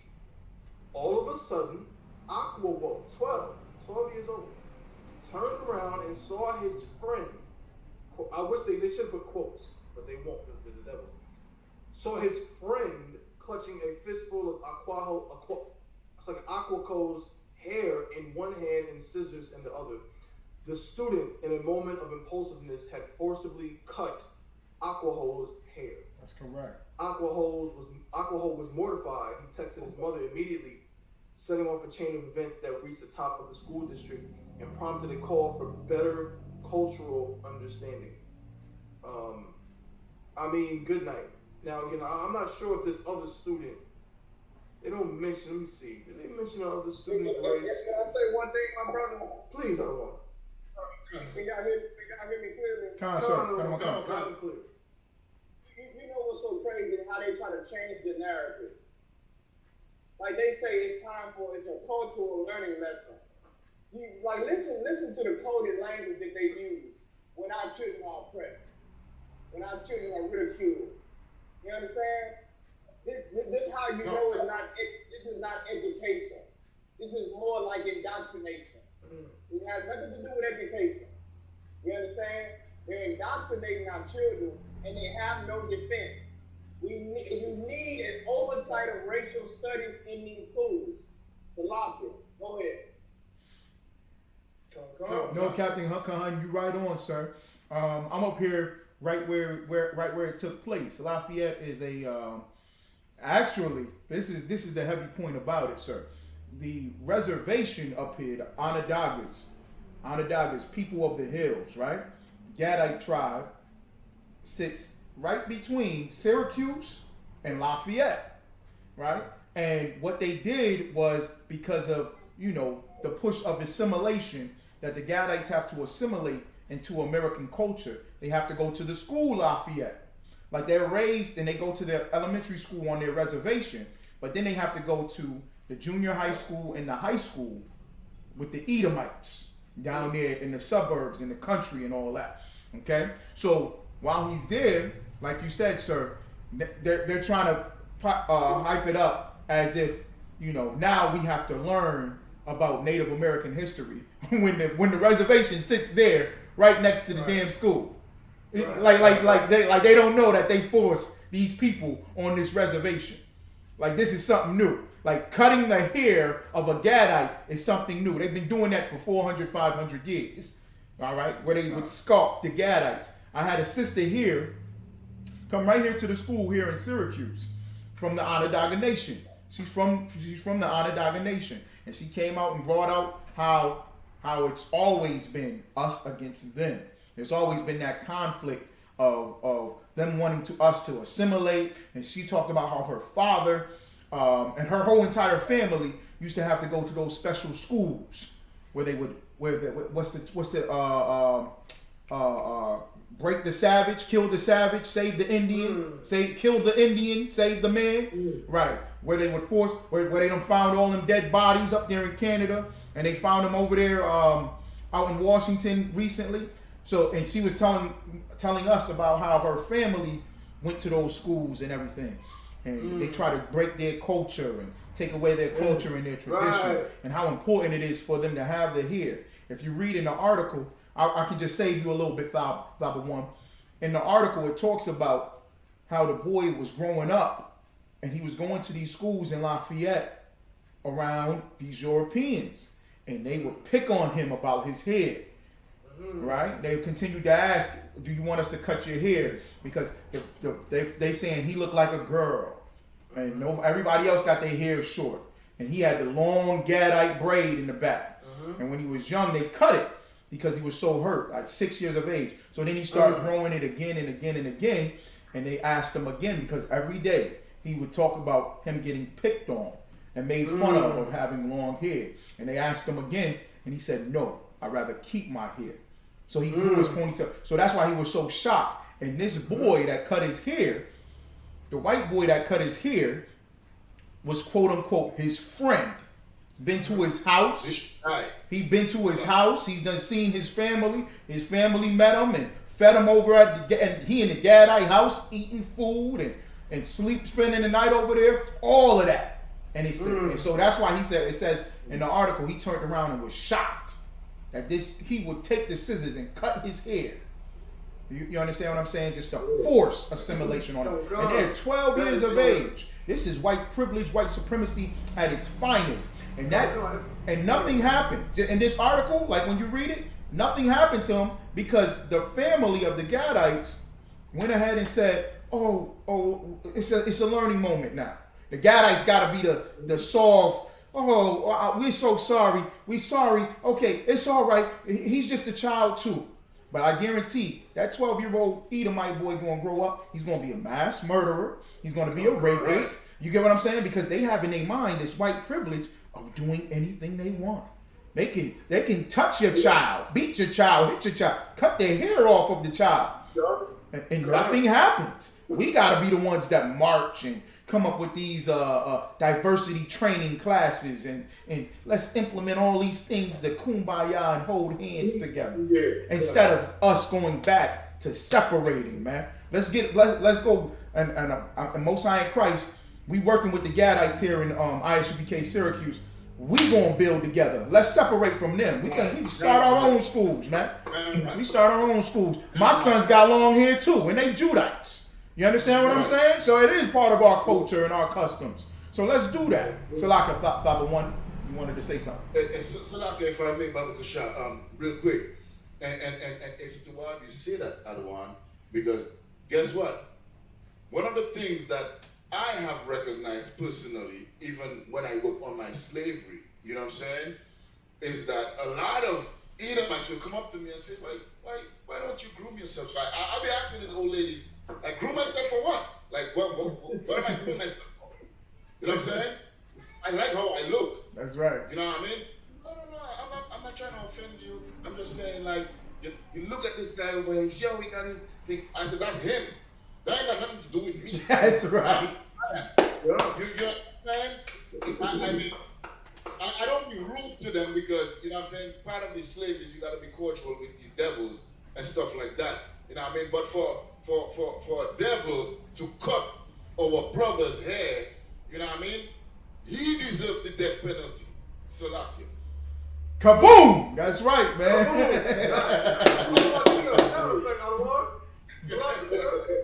If I could. Already. Come on, sir. Go ahead, sir.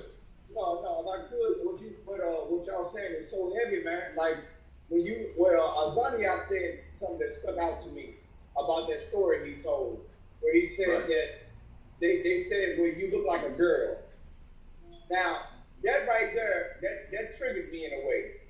Because now if he would have said, now follow me on this now. Yes, you're right. I got you, Cap. I'm with you. Hold on, you know. I know you did, Cap. You know where I'm about to go. They better stop playing with you. Take him there, Cap. If he would have said, I identify as a girl, Uh-oh. he would have cut his hair, it would be deemed a hate crime. What I'm trying to tell you. Damn right. You understand? You gotta understand oppression.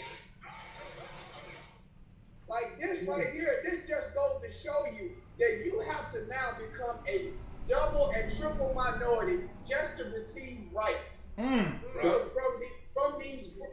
America. Like you now have to say, nah, I'm a man and this is part of my culture. No, you have, in order for to get protection, you have to say, I identify as a girl. And then now, the LGBTQI mafia, so you have, something has to be cut. Either they're going to cut your hair or they're going to cut your balls off. Woo! You understand? See, this is how oppression works. This is why we have coined the term systematic oppression. You hear all these scholars talking about systematic oppression. Understand they learned it from the UPK. That's right. 1969. The Bible says oppression make a wise man mad. That's right. You have to be wise to understand oppression, brothers and sisters. This is why this show Unplugged, we are unplugging you from the matrix. We are reprogramming you. You understand? We cleaning your motherboard. You understand? Giving you something new. You understand? You need to be reprogrammed, brothers and sisters. You understand? I just wanted to point that out. You know I had to go there. Cap, you did it. Because when the story dropped, that's the first thing that I brought out about the LGBTQ and how they got all these rights. And you know who did it, sir? You've already said it. You know who did it? Title IX. Martin Luther King. Martin Luther King in the civil rights movement pushed way and made way for Title IX to go into effect. To where if you identify as LGBTQ or a woman, specifically white women, they took the Title IX and took it to another height and another level to push it through legislation.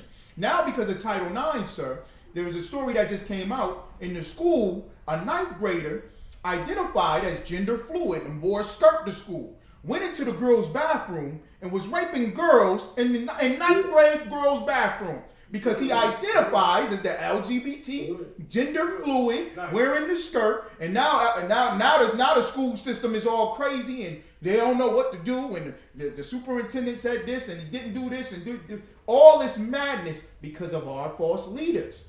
They rather, like you said, sir, you gotta be a double, triple minority now to receive some type of justice and rights. I heard a story from a brother who used to be a gangbanger, who grew up in foster care, said he was a criminal at a young age, gangbanging, doing all types of vile things. And he said, when I turned 13, 14, 15 years of age, I identified as bisexual. Do you know all the people started wanting to adopt me then? And now I'm starting getting all these benefits. Now I'm going to all these programs. Now they put me back in school and I'm getting the education now. And now they with me. And he said, I saw it. And I saw it. And I said, when I was just a regular black kid, gangbanging, nobody wanted to help. Nobody wanted to adopt me. Nobody wanted to support me. But as soon as I identified as a bisexual, then I get all the support and all the help. Captain Khan, you brought it out. You're absolutely right. And this kingdom is the kingdom of Satan, man. This is the daughter of Babylon. And we are at high noon now. Now, you Republican and Democrat and you bougie Negroes and you sedity Negroes and all this stuff, educated, poor, non-educated, you got a choice to make now.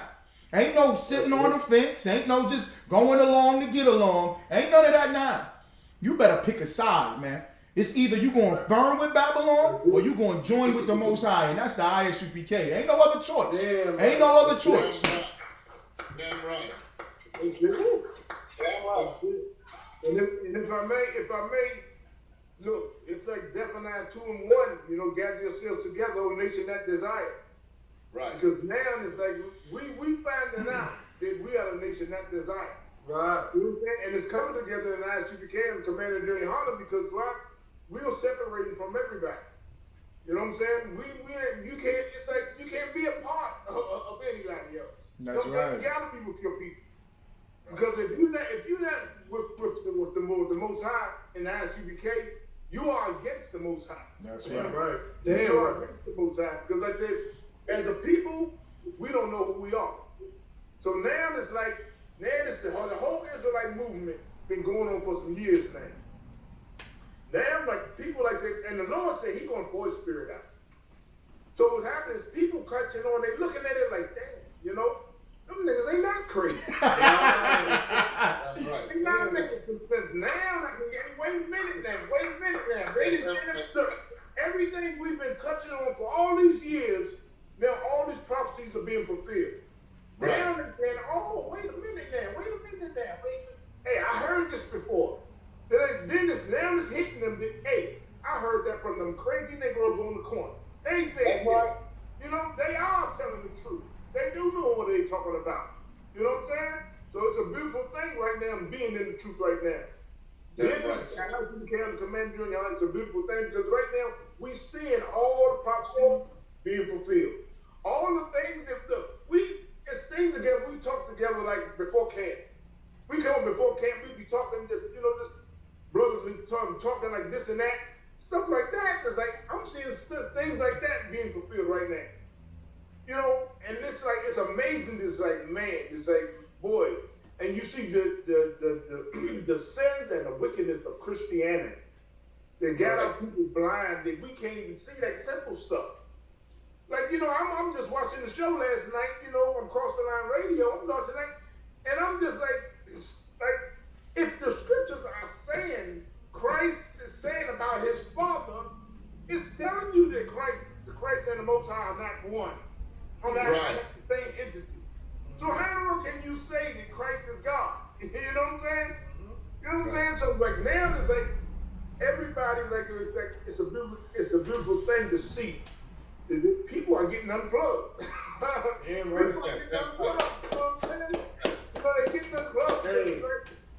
It's the ISUPK is the only sense that's being made. The only thing that's making you think like, wait a minute, this is crazy and outrageous. Then you come back to, hey, wait a minute, the ISUPK been talking about that for years. I've been hearing them say this for years, and now everything's been fulfilled. You know what I'm saying? So man, it's like, man, it's a beautiful thing to see the Most High work. And this wicked kingdom fall. That's right. You know what I'm saying? Go ahead, Captain Kahan of 13,000 wanted to say something. So go ahead. It's like if I could, I remember when you saying it's so heavy, you go walk, Captain, because I remember seeing that transition. I remember going out to camp and hearing people say, you know, y'all crazy, y'all Negroes crazy, and we ain't listening to you saying. But as time went on, as the general told us, continue to be patient. And we just kept going out to camp. And then I noticed a change in the conversation. It went from, well, everything y'all saying is crazy, to, well, you know what? I agree with some of the stuff y'all saying. Right. And then it went from, well, you know what? Just change your approach. What you saying is right. And listen, and by the time we got to George Floyd, it was like, look, we went,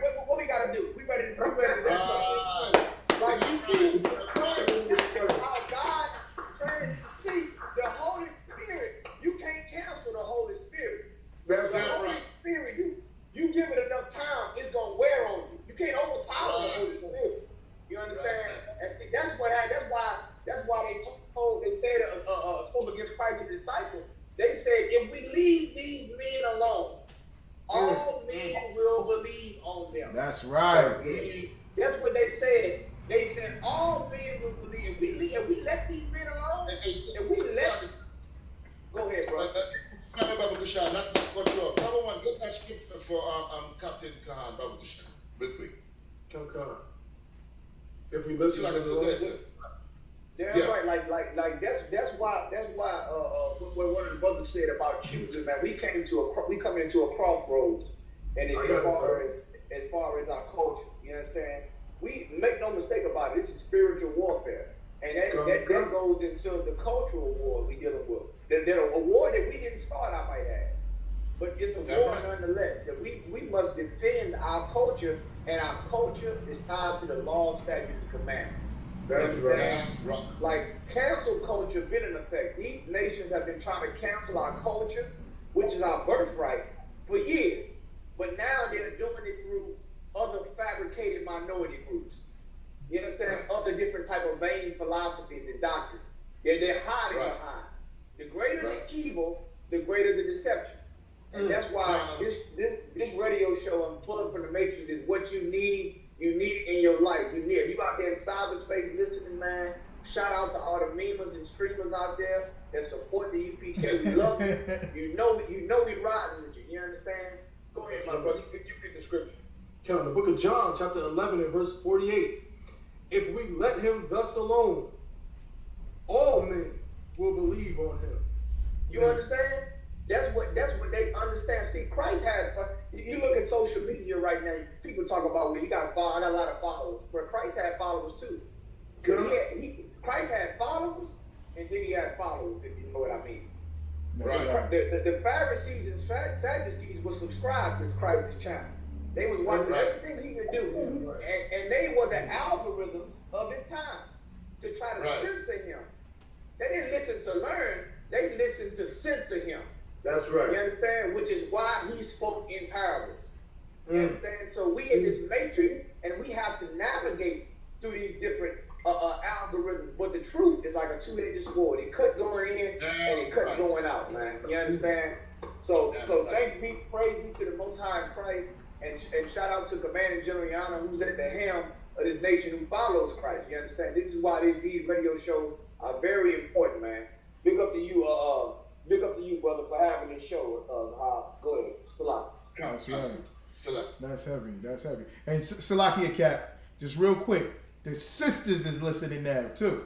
I just wanted to say that black women is listening now. I remember, sir. I wasn't in the DC trenches with you, or the Philly trenches with you. You were there though. Khan. This is not for me to boast and brag on myself. Glory goes to the Most High in Christ. I took my officer's test in Times Square when Commanding General Yahana did that powerful speaking.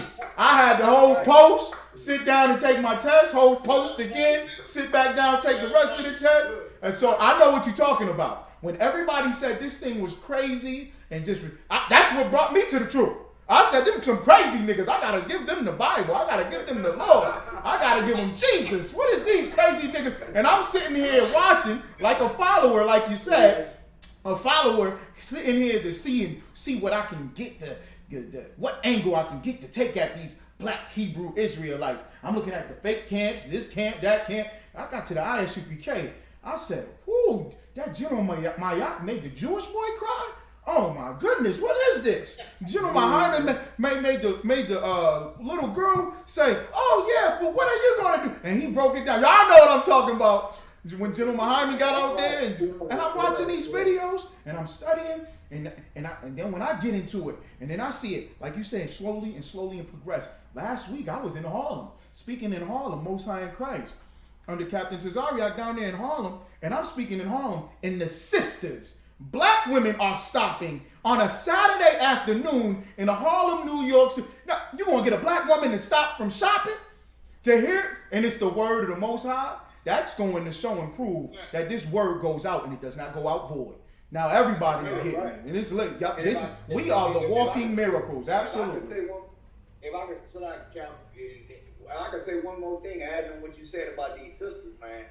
I remember the two coming in, and before this whole, you got a lot of people on YouTube now that's in what they call the quote unquote manosphere and how to correct black women and all that. I remember before all that, it was only one voice on the street saying, and still is only one voice, correcting the black woman. And I remember the outrage that they had against her. I remember when Commander Junior Hunter told the black woman to shut her mouth. It's like time stopped. Yeah. You mentioned Times Square. It's like everybody it's like Paul, like, oh my goodness. He's saying what to a black woman? But now you see the transition. You see sisters coming in here, getting degrees, making all kind of accomplishments, having careers, and doing different things, and being a mother to their children, and being a wife to their husband. Why? Right. Because they have gotten baptized by the Holy Spirit. You understand? Right. They have gotten reformed. They took that correction and did and praise be to the Most High in Christ and the water to command Junior Hunter, because it took us to be ridiculed and hated. You understand?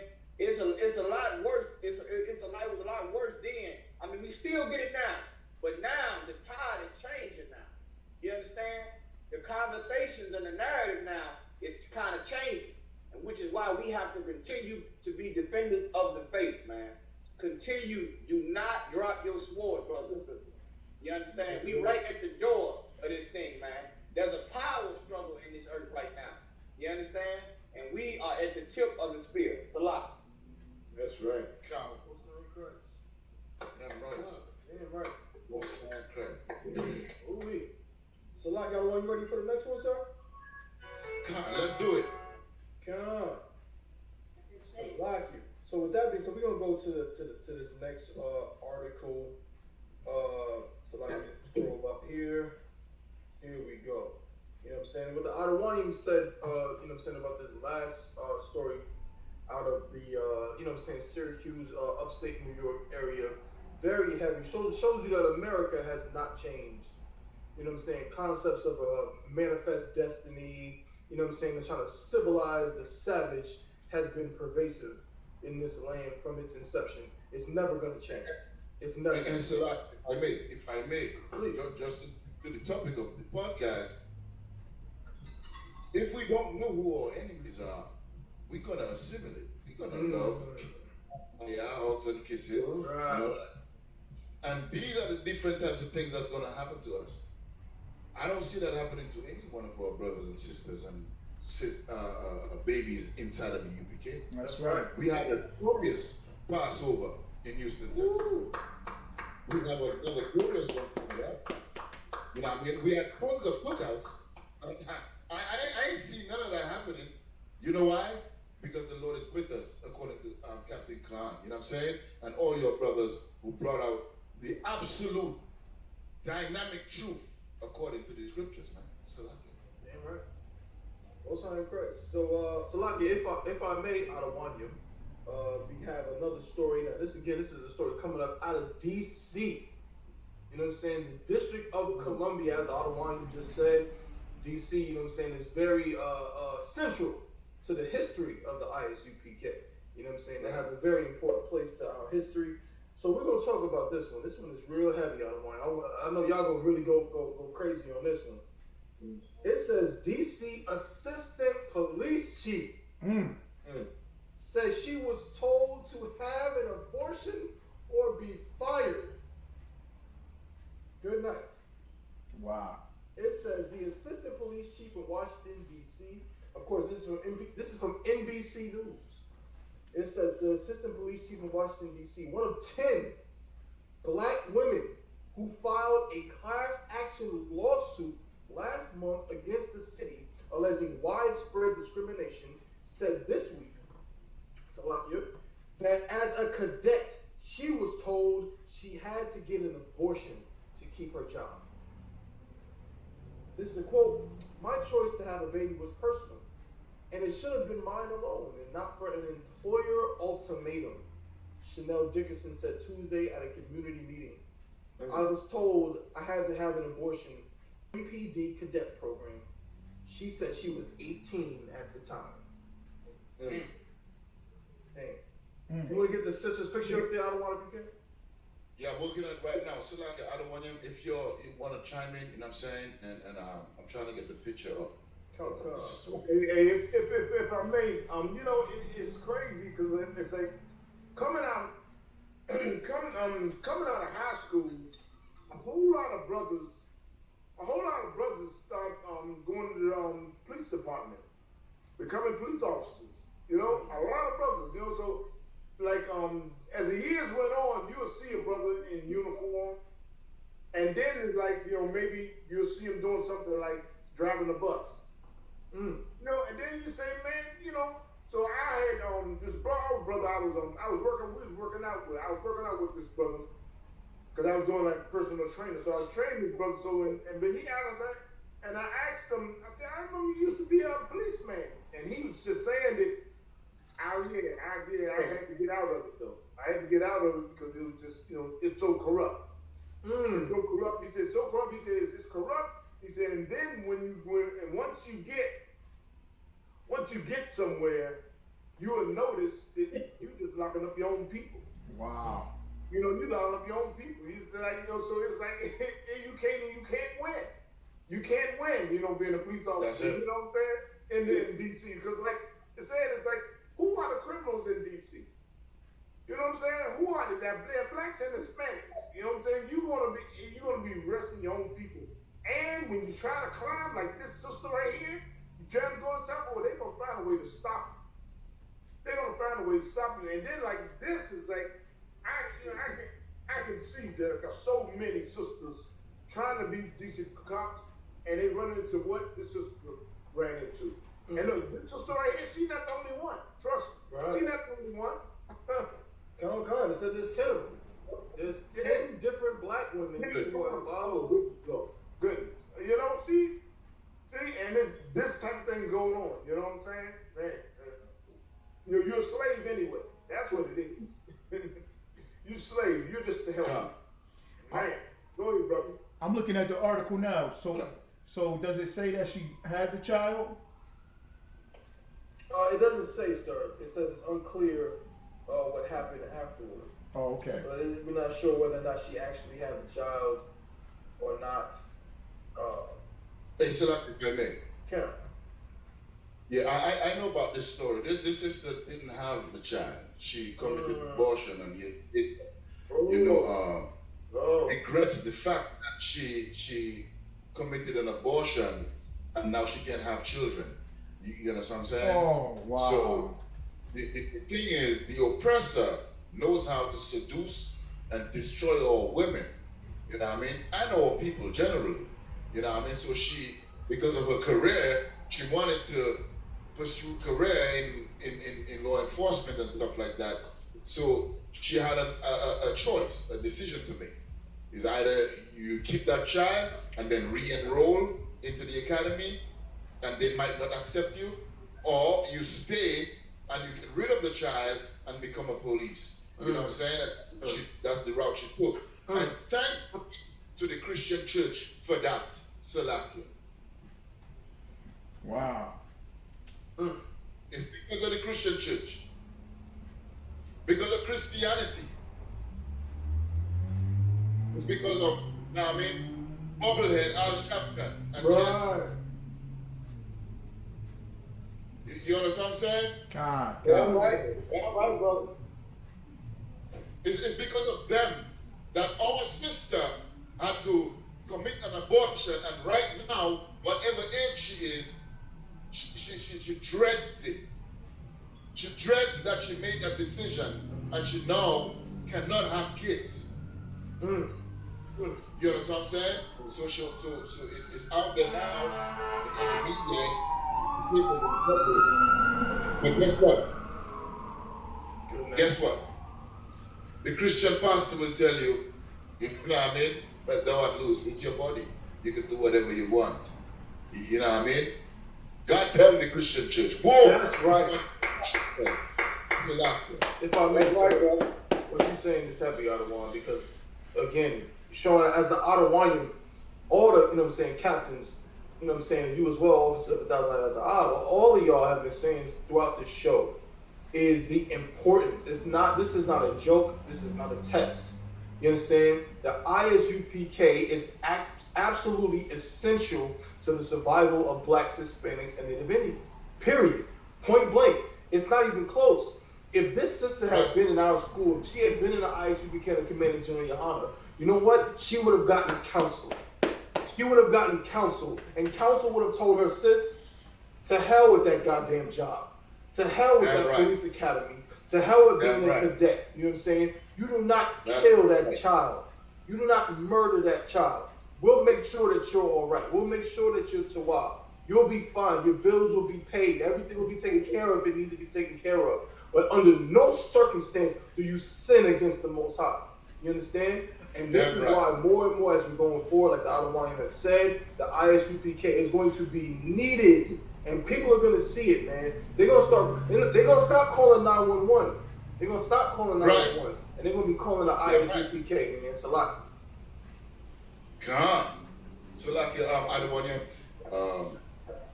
I think that's really about it for that particular story. I don't know if anybody want to say anything or touch on this particular story. If I can say one thing, brother, it's so heavy, man. Once again, this changes the conversation about women empowerment. Some women wish they didn't have the right to choose. Like, some women they wish they're just too much of a burden. You understand? They need guidance. You understand? This woman here is at the top. She's the chief of police. That's right.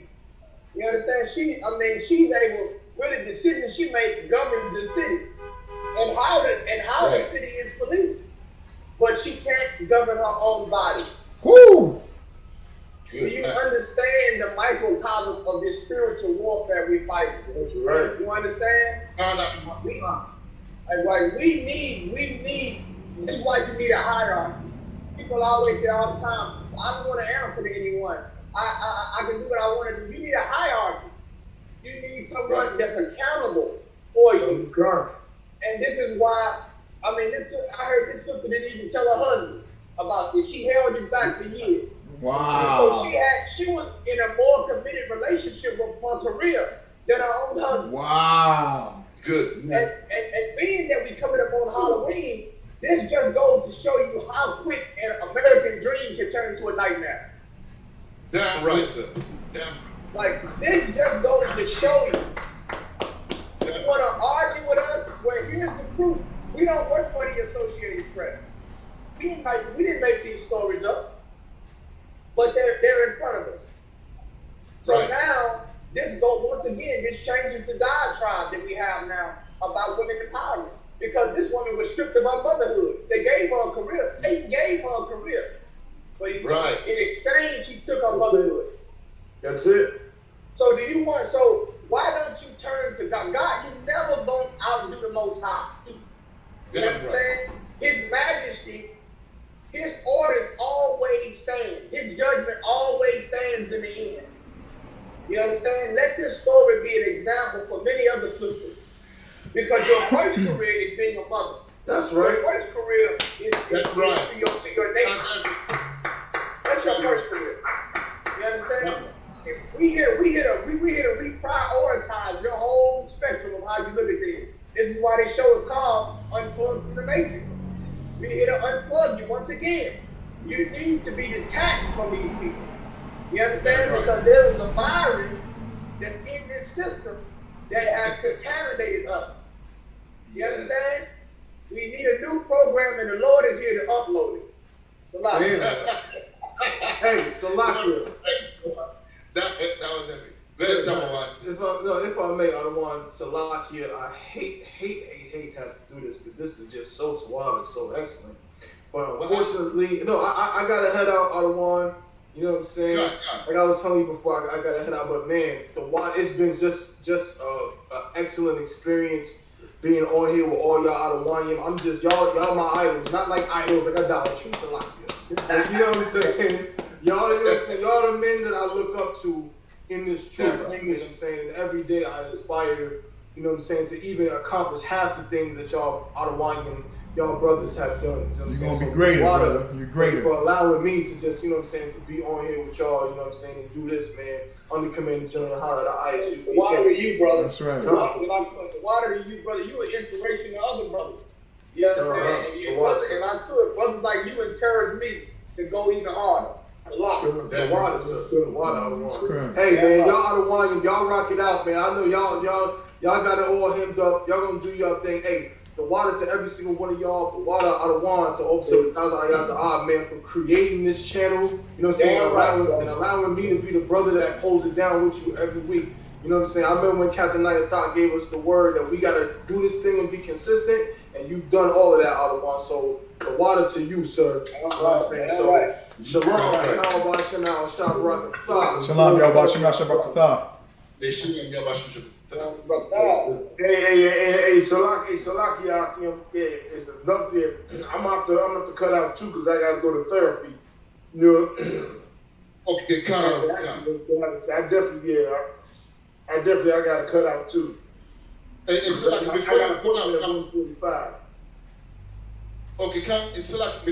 you cut out, what I think we should do right now is just, you know what I mean, get final words from my other ones, you know what I mean, Captain Kahan, and then we go down, you know what I'm saying, the chain of command, and then we'll clip it, I'll run a couple of tunes, you know what I mean, and then close out the show. Because it's been an excellent show, you know what I mean, to water to all my other ones, you know what I mean, who came in here, you know what I mean, Captain Kahan, Captain Azanaya, Salake in Syracuse, Captain Yigarawap, who's always, every week, you know what I mean, he tries his best to be here. And last week he told us, I'm going to share this with you, he said this, every time I call him and he can't make it, he feels sick. He feels like, oh my God, I'm letting my brothers down. You know what I mean? Like, ain't no sector, you know what I mean? We're going to hold it down in your stead, you know what I mean, when you're not here. You know what I mean? That's the brotherhood, that's the charity, that's the love that we have for each other, you know what I mean? You can't find anywhere else but in the ISU and General Yohana. So, Captain Kahan, if you want to, you know what I mean, give us your last statements before we close out the show, Baba Kasha, and then take it down the line. Yeah, right. Yeah, I just want to say, man, Water for y'all brothers having me on the show. I really appreciate it. It was a pleasure being on the show with y'all, man, rocking it out, man. UPK, we not number one, we the only one. You understand? Damn right. That's what it is. We stand behind it. That was it, my brother. Water. I am Ambassador to Water for you, sir, as well, for gracing us with your presence. We know you're busy doing a whole bunch of stuff. You know what I mean? Hey, listen, the mission to, what's his name? Acuna. Salakia. You know what I mean? I can't stop talking to my rib about it. You know what I'm saying? And she'll be like, listen, you know, since I'm 2015, you've been telling me about the ISUPK. Now I really see what this brother's been doing and what these brothers are doing and stuff like that, blah, blah, blah. So I'm like, hey, what do you want me to say? You know what I mean? And she's been in the truth, you know what I mean, for the past 2 years, solid and all that stuff. Because of I mean, that my Adawanyam have been doing and have been teaching me, you know what I mean, how to be as a brother. You know what I mean, as an Israelite, as a priest and prophet, because when that oil was poured on my head by Captain Nayatak and Officer Yahawada, I can't go back from doing this. You know what I mean? I can't go back. You know what I mean? And so to Wada, Captain Kahan, you know what I mean? Captain Azania, you got anything you wanna drop on us before we close out the show, sir? I do, but I'll let Captain Yigarwap go before me because I think he got a role. Okay, kind of. Hey, Tawala, Cap. Hey, you know, it's like, you know, hey, you know, with Captain Kahan, you know, we always go way, and Captain Azania, we always go way back, you know what I'm saying? Because it's like those brothers, like, man, been very instrumental, you know, to my growth in the truth.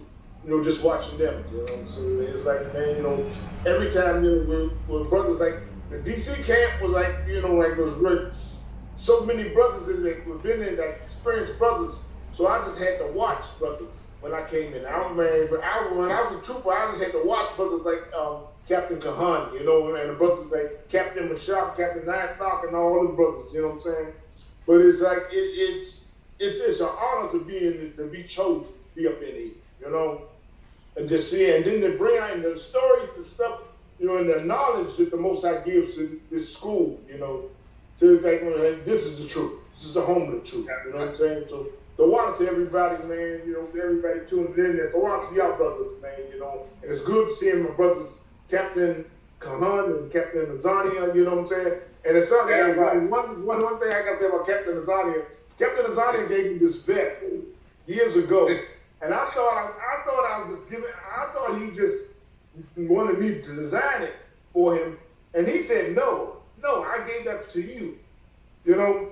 So I just dressed, okay, I go ahead, now I'm gonna make this up. This is gonna be a hot vest, man. So I said, man, he gave it to me. So what I did, that became one of my best vests, man. You know, that's the one I got different ideas in the back. You know what I'm saying? So I said, I got it, man. The brother gave it to me, man. I got it, just make it fly. You know what I'm saying? So hey, to water to all the brothers, man. You know, and brother to y'all. You know what I'm saying? Because I definitely gotta get out of here though. You know?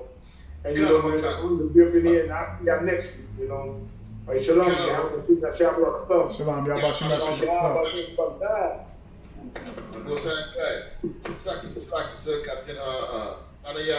Yeah, Khan, Musa in Christ. You know, it's marvelous to be a captain, a servant under commanding General Yohana, a man that held on and kept what was given to him by the 7 heads in the ISUPK, who was taught to him in the 80s. And he just kept it going, man. When everything else around him broke down, he kept hold of his sword. He kept hold of the fire and that flame, and he just kept it rocking. And you know, grateful to him for that, man. And Yahweh Shai for continuously showing that the ISUPK is the home of the truth. Brothers and sisters, man, if you're listening, please send this information out to all your loved ones, to everybody, you yourself. Get fully locked in. Get fully acclimated and locked in, you know. Don't teeter-tatter, don't be halfway. You know, the Most High speaks about being lukewarm and he'll spit you out. So be hot for this truth and let the truth get inside of you. You understand what I'm saying? Don't come into the truth, you know, thinking, oh, I want to come into the truth to be a millionaire, or I want to come into the truth to get this, and that. That's not the objective. Be sincere up in here, man, and you will truly be blessed by the Most High, man. Okay, with this brotherhood and this sisterhood. And I thank everybody, man. Once again, the water to Captain Kahan Yad. Like I said, man, I've been watching Captain, man, for a long time, and I greatly appreciate his diligence, his work, his intelligence, you know, that dedication, his scholarship. You know, I greatly appreciate it, you know, and I greatly appreciate brothers like you, Zahab, doing these shows.